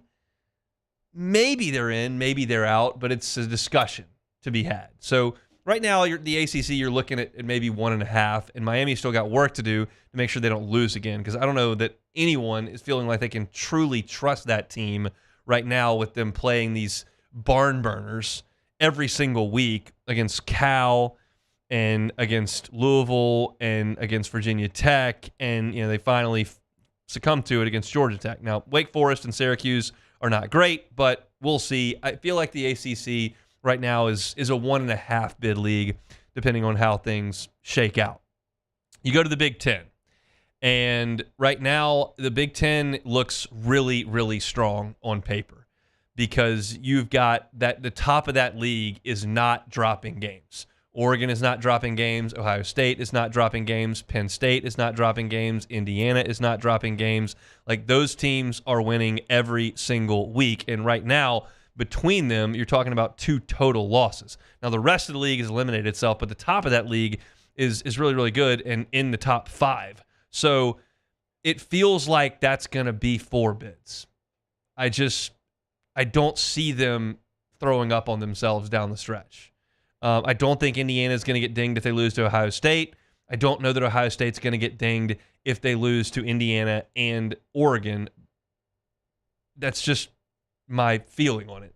Both those teams might be undefeated. So Penn State's still hanging around, and they've got work to do to finish it, and you never know with them. But I just feel like that looks like 4 bids to me. You look at the Big 12, I realize that BYU is still finding a way, and Utah's AD is not very happy about it, but they're still undefeated. They're 9-0. Everyone else has 2 losses. So if BYU wins that conference, I think that's 1 bid. I don't think Colorado's getting in with 3 losses. I don't think Kansas State or Iowa State's getting in with 3 losses.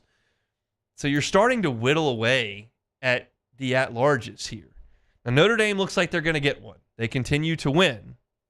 But as far as the SEC goes, now you look at this, and Georgia's got 2 damn good losses. They don't have a ton of wins. They just got Texas. But at Bama and at Ole Miss are about as 2 good losses you can have. To me, it just, with Notre Dame, they always get the benefit of the doubt when their schedule is so bad. It's bad. And like they're obviously the win over Texas A&M. It looks pretty good, although Texas A&M obviously got blown out last week. But I still don't even know if a season opening win over A&M, that's your best win, and then your second best win is going to be against Louisville, who was 15th at the time, but now they're 6-3. They've got 3 losses, and they've still got to play Pitt and go to Kentucky. So it just doesn't make a lot of sense to me why Notre Dame should get in, even if they finish the season 11-1. Your point is perfectly well made, but they're going to get in. But we know what's happening. Yeah, it just is what it is. There are like 15 teams that if they go 11-1, there's no chance they're not getting in. Yeah, it just is what it is. And I say that unless your quarterback gets hurt, Jordan Trapp. But no, for a 12 team, they would have gotten in. So. But yeah, I mean, that's going to happen. And you look at the SEC, who do we think is going to get in? My confidence in Georgia was shaken. Newsflash, we're having the power rankings tomorrow. They're not going to be one. But do we think the winner of Tennessee, Georgia is going to get in? I think. I agree. What if Georgia beats Tennessee in Athens and then loses the SEC championship game, assuming they get in? It seems like I would feel like the path to them getting in is tough now. The SEC championship. We didn't discuss Georgia's schedule thoroughly enough in August. No. I mean, at Bama, at Texas, at Ole Miss, Tennessee, plus Clemson in the opener. I mean, I guess we all in August deified Jabbo. Yeah. I mean, deified Kirby. Like, they'll just win them all. Who cares? They win them all the time. Right. But that was going to be really tough. Yep. And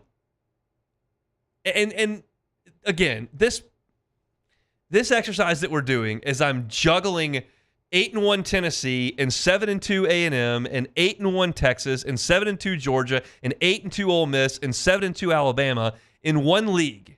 Trying to jostle around for playoff position is, I would argue, inarguably a good thing. Yeah. And really for Georgia, it almost to me seems like their best case scenario is they win out and they somehow make it to the SEC championship and win. Yeah. But I wonder, I would guess that if they make it to the SEC championship and lose, I think they're still in. And then if they lose to Tennessee and win out, and they got to play the Minutemen at home, and then they got to play Georgia Tech.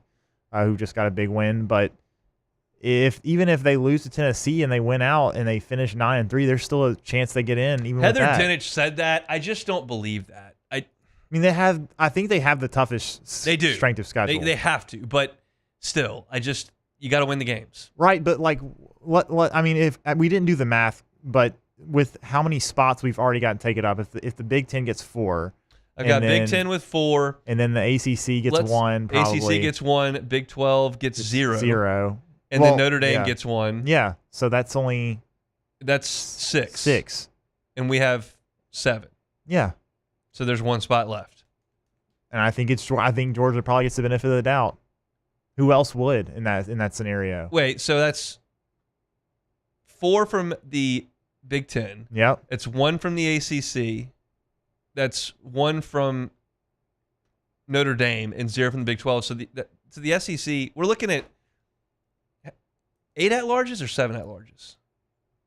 Well, it's not. You got 4 conference champs. It is so yeah. You got the group of 5, and then you got 7 more. That only leaves 1 spot. Big Ten's not going to get 4. No. Well, I think. Wait, I missed the conference champion. Yeah, you missed the conference championship for Big Ten. Big Ten. So they'll get 3 at-larges. Okay, so that does free it up. Yeah. So you could get to 3 or 4. So then who else would you even consider? Who would even be considered besides Georgia at that point? There's just so many variables because we're not done with chaos. No, not yet. Somebody's going to screw up, and I don't know if it's Tennessee losing to Vanderbilt.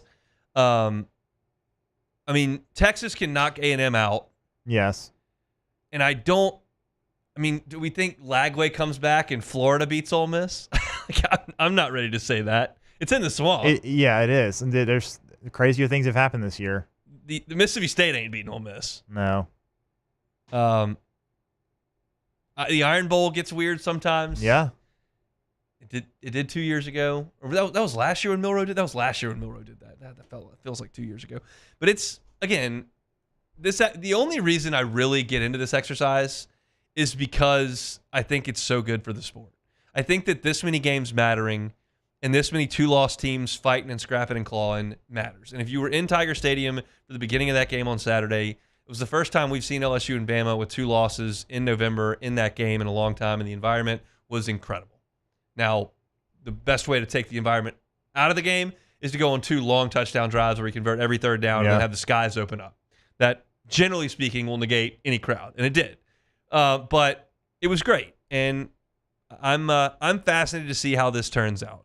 It'll allow me to digest it a little more fully if my emotional tie to LSU is not right smack dab in the middle of it. If that is, it's hard for me to grapple with the whole thing.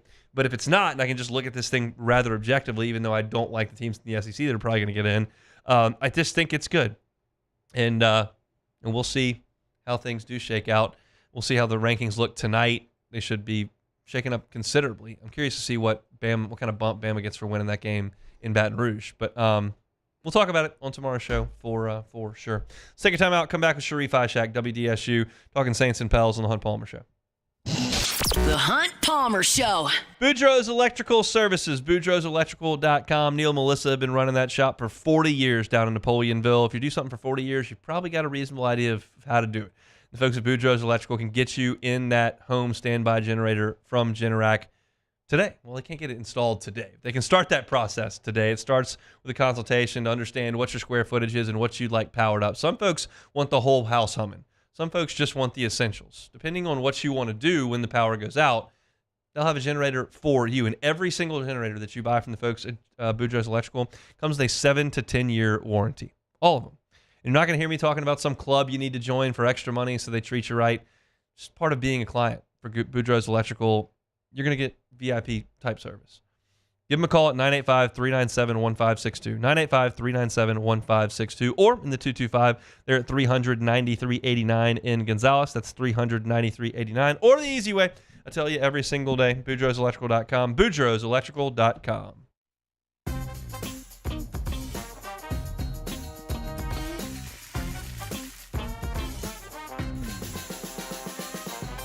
The best kept secret in town is out. Discover Tallulah at the Renaissance Hotel on Bluebonnet.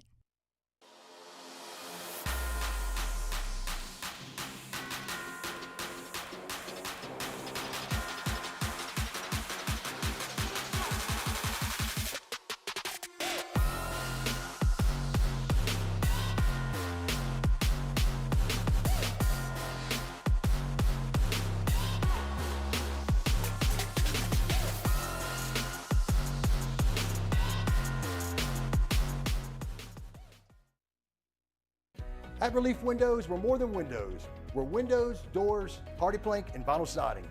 But our number one product is always customer satisfaction. Visit us online at reliefwindows.com.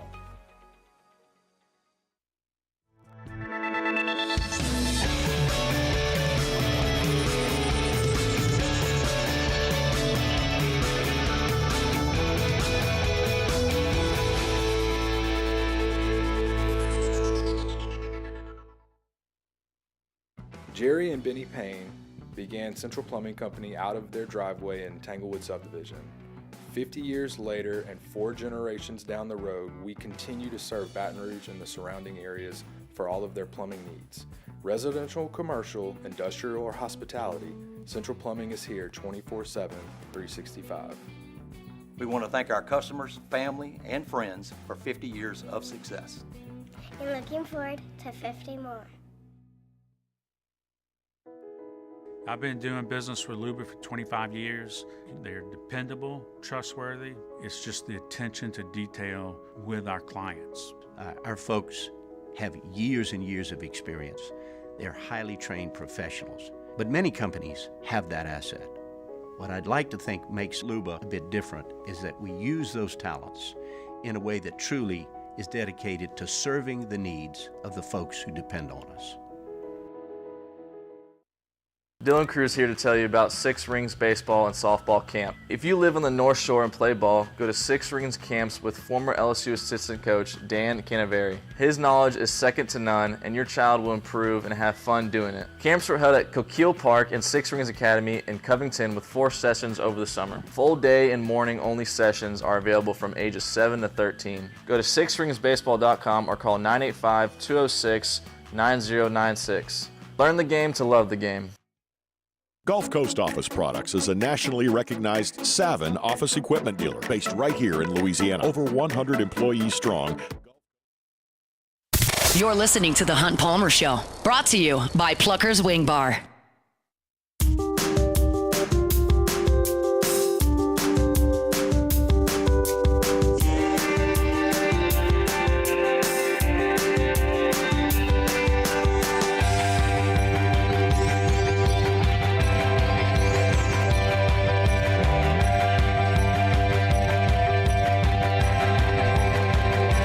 Tuesday editions of the Hunt Palmer Show, always brought to you by Plucker's Wing Bar.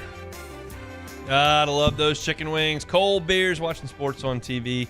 2 locations here in Baton Rouge, Nicholson just south of campus, and Bluebonnet in front of the mall, Louisiana. Pluckers, if you don't like our wings, we'll give you the bird.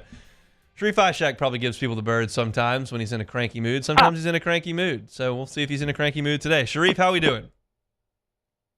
You should have heard the phone conversation we were just having before me and you just talked. It was a Saban Brian Kelly comparison. Okay. Well, you want to tell us about it?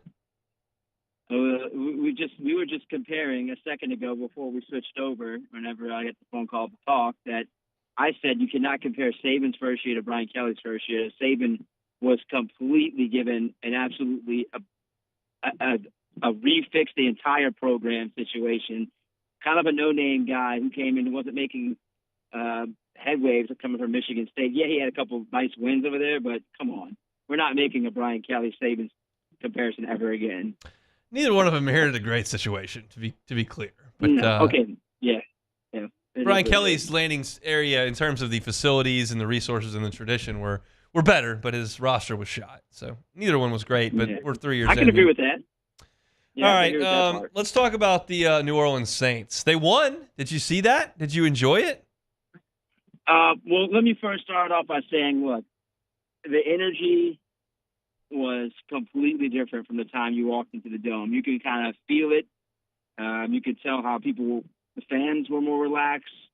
Rizzi was more relaxed. The players were more relaxed. It felt like something different once they fired Dennis Allen. From the day they fired him all the way into the game day and through the game, you could just tell the energy had shifted completely. You could tell that it was just this team was ready to play for Darren Rizzi. You could feel it and you could see it. Why do you think that is? I just think the guy is a leader, passionate, brought the juice. I just think that he connects with the players more, and the players understand him way more, and he understands them.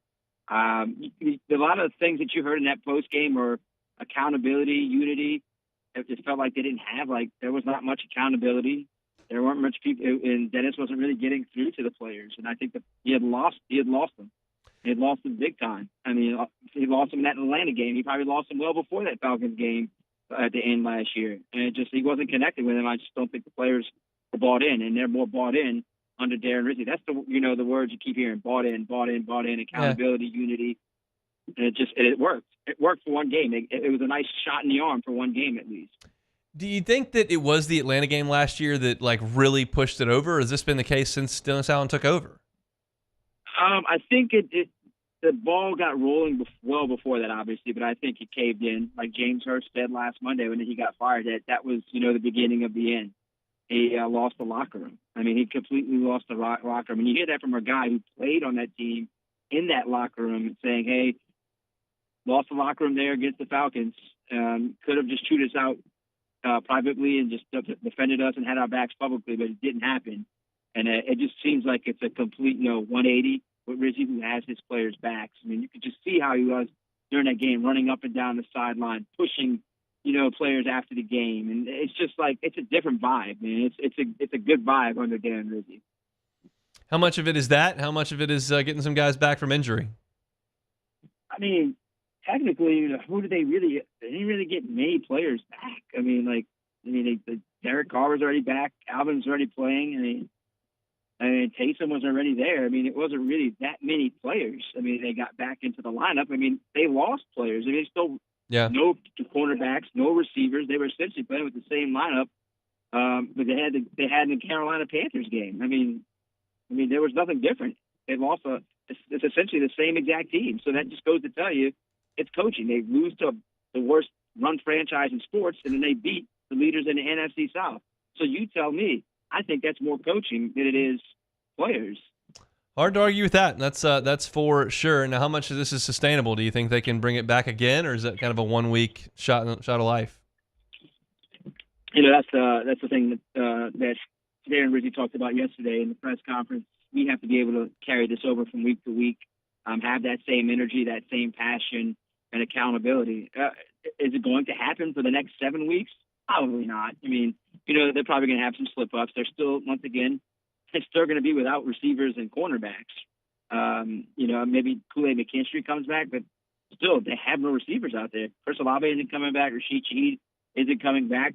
MVS was awesome. I mean, in his first 31 career games, I think he only had 2 touchdowns, and he had 2 touchdowns in one game. I mean, he is like their Rashid Shaheed now, but they're just going to have to rely on, the Kevin Austins and, the Dante Pettis.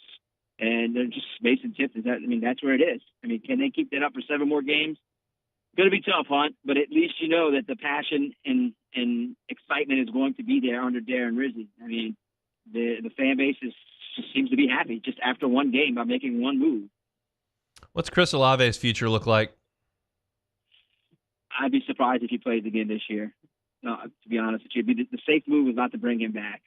Unless some miracle run happens and they get into the playoffs and, he has that 8 games off and he's 100% ready to go. But they're more worried about Olave the person than Olave the player right now. I mean, it's 4 concussions since he's been with the Saints, 2 this year. That last one was scary. I don't know. I don't know what you do. I mean, if he wants to play again, does he have to change? Obviously, he has to change the way he plays football. I mean, taking hits, you're going to take hits. How do you tell a guy learn how to take hits in football? I mean, you're going to get hit when you don't even see it sometimes. So I'd be surprised to see him again this year. I mean, the best thing to do is just let it ride out and come back next year. Let him get healthy. Let him figure things out. How will Jameis be received in the Dome on Sunday? I will say this. If Dennis Allen was still the coach, I think it might have been a little bit more, to be honest with you. I think that it might have been a little crazier, a little bit louder, but I think he'll still get a nice cheer. I think the cheers will be nice for Jameis Winston. I mean, he was beloved in this city by the fans and everyone and his teammates. So, yeah, I mean, I still think he is going to get a ton of cheers, and I just don't see any reasons for him not to get cheered. But it won't be as crazy as it could have been if Dennis was still around. Can you explain why Jameis is so beloved in the city? It wasn't as if he played great. He was just like a fun, loving guy. He gave you all the funny sound bites. You see a lot of things on him on Twitter. The players just loved him. I mean, very supportive guy to all his teammates. I mean, he did a lot of goofy things that like resonated with the fans and his teammates. I mean, it was just fun. I mean, I think he just made it fun for the locker room. He's a good dude. I mean, and people just like good people. I mean, that's pretty much what it is. I mean, he was good under Sean Payton and that run before he got hurt. So I just think that like they just respect him and love him, just like he's just being a nice, good, funny person. It's interesting. I'm curious to see how things look, and I'd imagine that he's probably closer to the player he was this past week where he threw 3 interceptions than the player from 2 weeks ago where he threw it all over the place and didn't turn the ball over. Think the Saints win on Sunday? Man, you haven't asked me this in a long time. Wow. Yes, I do. I do think they found something. I thought this was the stretch that they could have, really gone on a run, starting with the Panthers, but that all, kind of ended. But I still think they can go on a run. I look at some of these teams, I'm like, man, these teams aren't that good. So I think the Rams are that good. Maybe the Rams are the only team, and the Commanders, so the only team that kind of stayed in there the rest of the season. They could probably go 4-3, 5-2. I think they win Sunday's game. Interesting. All right, let's talk Pels. It's just I've never seen anything quite like this except the Saints. So what do you make of what's going on there? Because they've got 6 of their top 7 down with injury. I mean, hamstring after hamstring after hamstring, man. I mean, I don't know what is going on there. I think Zion played through it last week, and it hurt himself even more. I understand that he was trying to show up for the team in the city after previous years. People saying, "Oh, he doesn't want to play through his injury, doesn't want to play when he's hurt, does it, and then hurts it even more." I can't believe it's 4 to 6 week injury. I didn't see that coming. Jose gets hurt trying to play through an injury last night. I mean, it's wild, man. I have never seen anything like this. I guarantee no team in the NBA in recent years has gone through a rash of injuries to all their starters and key backup players just like that within the first 2 weeks of the season. I can't think of a team. I really can't. It's unreal to see how many injuries this team had within the first 2-3 weeks of this season, and it's devastating. And you look at the schedule, Hunt, the next 5 games, I don't see them winning a single game in the next 5 games. I see that losing streak pushing to 10. They might accidentally win one, but I just can't tell you they can beat any of the next 5 teams. Does this mean bigger picture discussions, or is it just, hey, we got hurt, bad luck, keep it going? Man, at some point, Hunt, you have to have that discussion about Willie Green and David Griffin. I mean, honestly, you have to start talking about it. I mean, it's fair discussion at this point. I mean, if Dennis Allen can get fired, Willie Green can get fired, even though the Saints are dealing with injuries. I mean, yeah, Willie has led the team to the playoffs in, 2 of the 3 seasons so far through the play-in. But, I mean, man, some of these problems that they're having within the game is just so bad. The ATO plays, executing and execution at the end of games. Saw last night going 335 without scoring. They were up 105-101 and lose 107-105. That's all execution. I mean, yeah, you're hurt, but there's no excuse for execution. At some point in time, you have to execute. We'll see. Not a lot of pleasant discussions to be had around Pelicans land right now, and obviously the Saints got a good win, but that was on the heels of 7 straight losses. So we appreciate the positive outlook, Sharie. We'll talk next week. Look, started negative, went positive, finished negative. Maybe we'll be positive next week. We'll see what we can do. Have a great week. All right, please don't lose to Florida. Please. We'll do our best. Sharie High Shack, WDSU, down there in New Orleans, talking Saints and Pels. We'll come back and wrap things up on a Tuesday edition of the Hunt Palmer Show. The Hunt Palmer Show. Evolve Physical Therapy and Sports. EvolvePT.com. All the Pelicans need physical therapy. Most of the Saints need physical therapy, but they're probably not going to be at Evolve because they got a crew over there in New Orleans. So that's good news for you. So you can walk in there starring near Highland Road and have Robbie Bolton and his team take care of you. Keep in mind, when you are injured and you go see somebody and they tell you need physical therapy, they may have a suggestion for you, but it doesn't mean you have to go there. You can control where you go for your physical therapy, and you should choose Evolve Physical Therapy and Sports. Robbie and his team just do fantastic work. They are hands-on from start to finish. They are invested in you getting back to being your active self. They are invested in you getting rid of that pain that's plaguing you, whether you know how it happened, or it's a car accident, or sleeping wrong, or you're not really sure what went on, but the knee's not doing well. Either way, they can help you get back to being your active self at Evolve Physical Therapy and Sports. Again, they're on Starring near Highland Road. They're online at EvolvePT.com. It's Robbie Bolton and his team at Evolve Physical Therapy and Sports. EvolvePT.com. Bayou Chrysler Dodge Jeep Ram can get you in a new 2024 Ram 1500 truck for only $32,898. $32,898 for a new Ram 1500 truck. All new Bayou Automotive vehicles come with a complimentary 7-year powertrain warranty. The crew at Bayou Automotive is going to do right by you. I've been doing business with Luba for 25 years. They're dependable, trustworthy. It's just the attention to detail with our clients. Our folks have years and years of experience. They're highly trained professionals, but many companies have that asset. What I'd like to think makes Luba a bit different is that we use those talents in a way that truly is dedicated to serving the needs of the folks who depend on us.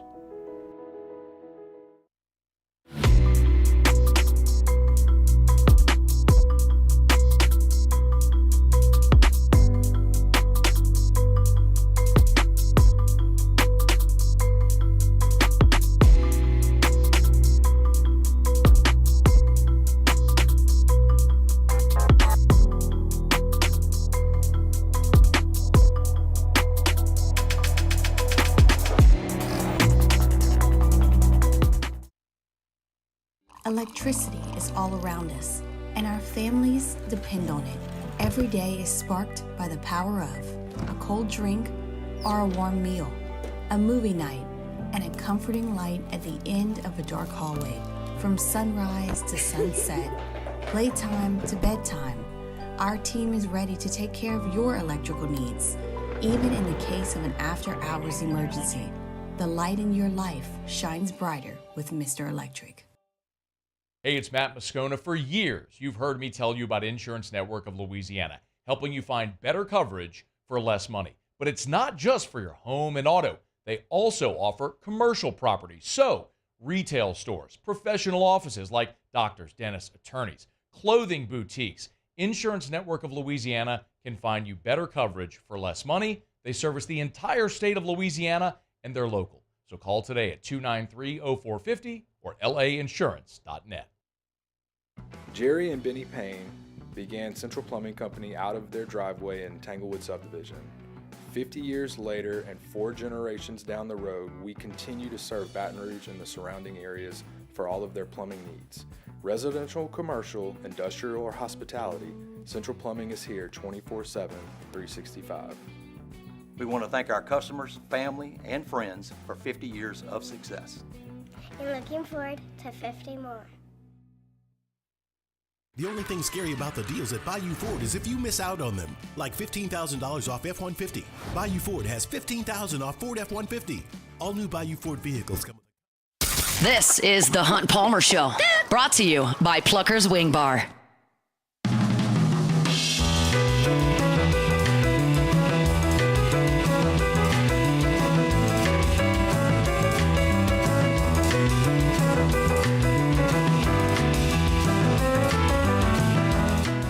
Congratulations to Rhett Meyer from Central. Rhett is the Week 11 winner in our 2024 College Football Pick'em Contest and wins a Hooters wing party for 10 people. Don't forget to make your picks for round 12 by Thursday. This Thursday at noon, weekly winners will receive a Hooters wing party for 10 people. And the first place season-long champion will receive a 75-inch 4K flat-screen TV and soundbar, plus free Hooters wings for an entire year. It's the 2024 College Football Pick'em presented by Hooters. All right, right, closing things down. Tuesday edition of the Hunt Palmer Show comes to you tonight, 8:30 Sports Trivia at Pluckers. We're there every single Tuesday. Always have a good time, so I hope to see you out there tonight. LSU women's basketball annually plays a matinee during the school day to get a bunch of kids to come on out and watch the team.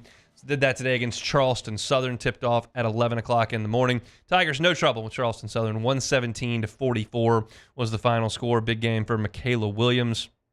She goes for 25 points, made 3 of her 6 three-pointers. Anissa Morrow added 21 points and 20 rebounds, so a monster double-double for Anissa Morrow. And Anissa Morrow, she was plus 62 in the game, as was Michaela Williams. So impressive stuff there. LSU moves to 3-0. Charleston Southern falls to 0-4. So I talked to Kim Mulkey on the pregame show back on Saturday before LSU and Alabama. She was on the air with us, and so we know that the competition's not where it needs to be right now, but we're just trying to get ourselves comfortable, get our rotations down, and we'll take on some bigger challenges here as they approach. Yeah, what's interesting really, though, is Kim Mulkey never seems to really schedule very tough in the non-conference. Even looking at their schedule ahead, they don't really have many roadblocks before the SEC starts, which is interesting to me because usually the really good coaches with really good teams like to play tougher opponents in the non-conference just to test their squad before they get to conference play. But Kim Mulkey doesn't choose to do that. I can't argue with her results, but it is interesting. She talked previously, and it wasn't about this year, it was actually about last year, saying that she, in the transfer portal era, she's just not sure what her team's going to look like. And so as opposed to saying, oh, well, I'm going to have this girl, and then loading up the schedule and then 2 of them transfer out and somebody got hurt and then all of a sudden you don't have the team you thought you had, that's not in her best interest. That's her philosophy. I don't really care what she does. I think they're going to get plenty of tests in the Southeastern Conference. You could argue the Gonzaga theory there, but I think LSU will be just fine. Yeah, most likely. Take it or leave it. All right, first one here. Golf Digest ranked the top 100 courses in the United States, and no shocker, number 1 is Pine Valley. Take it or leave it. I've never played Pine Valley. Not many people have, obviously, but I have seen the flyover. I've seen every hole on the Golf Digest YouTube channel, and I've watched a ton of those on courses that I haven't played and will never play. I've never watched one and looked at it and said, I don't know I could finish out there. Like Pine Valley. Have you ever watched the flyover of Pine Valley? Yeah, I've seen it before. I mean, it looks obscenely difficult. Like I can look at flyovers of some of the other courses of your classic like St. Andrews or even like Seminole or some of those that I've never will get on or will never get on. And I feel like I can hit it right there and do that. Like the 2 that I've watched, I was like, I don't know about that, is Pine Valley and then Kiowa, which I hope to play one day because that is public. But Pine Valley looks brutal. But yeah. I'd like to play it. I'd like to try.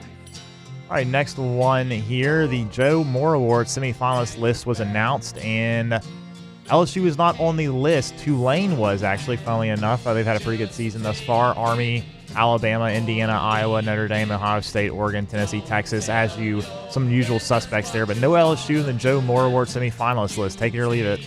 I'll take it. I'll take it. You got to run the ball, and they don't run the ball. Yep. So that's pretty damning. I did see Garland Gillen from Fox 8 down in New Orleans. He released his AP vote for this week, and he had Louisiana Lafayette and Tulane ranked and LSU unranked. And that's certainly one way to approach things. It is. Probably not the way I would approach things.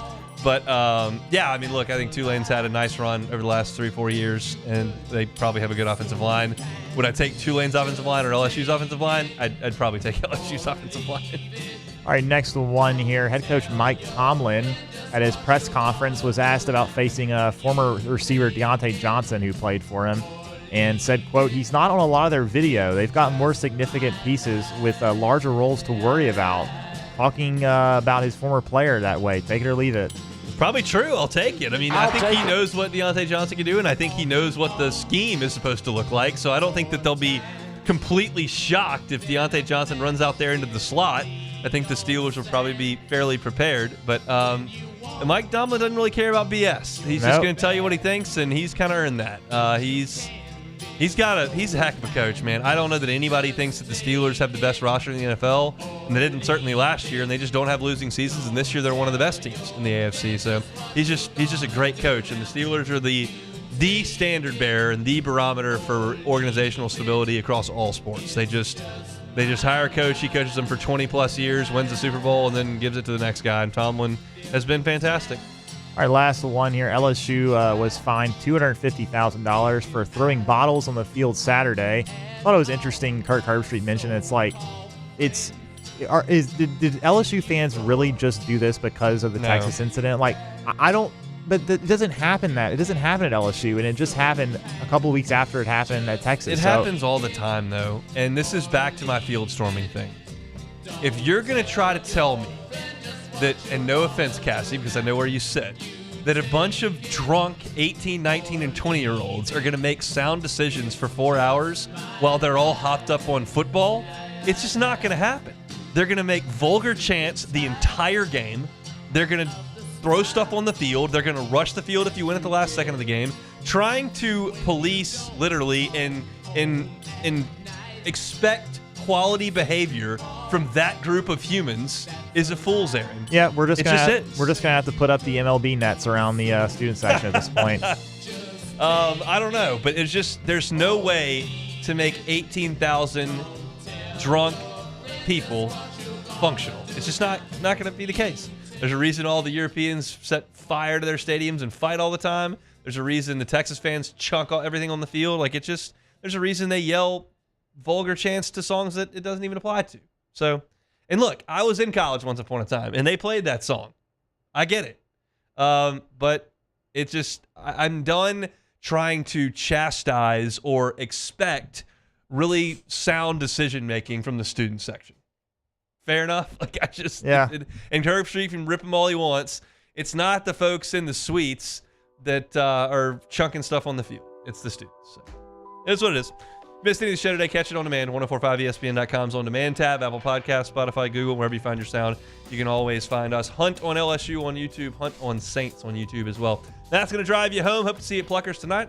Same time, same place tomorrow for a Wednesday edition of The Hunt Palmer Show. The Hunt Palmer Show.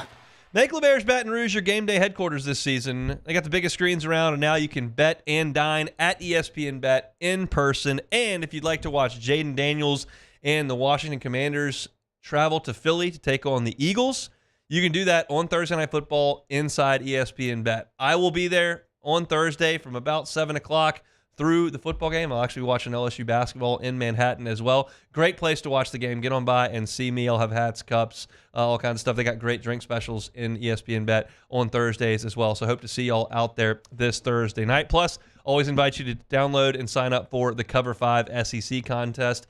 The promo code is LABRSEC24 on the Cover 5 app. Download the Pin Play app as well. If you're not a member, you can get the Pin Play app today. LeBare's Baton Rouge is your live sports headquarters. Must be 21 years or older. Gambling problem? Call 1-800-589-9966 for help.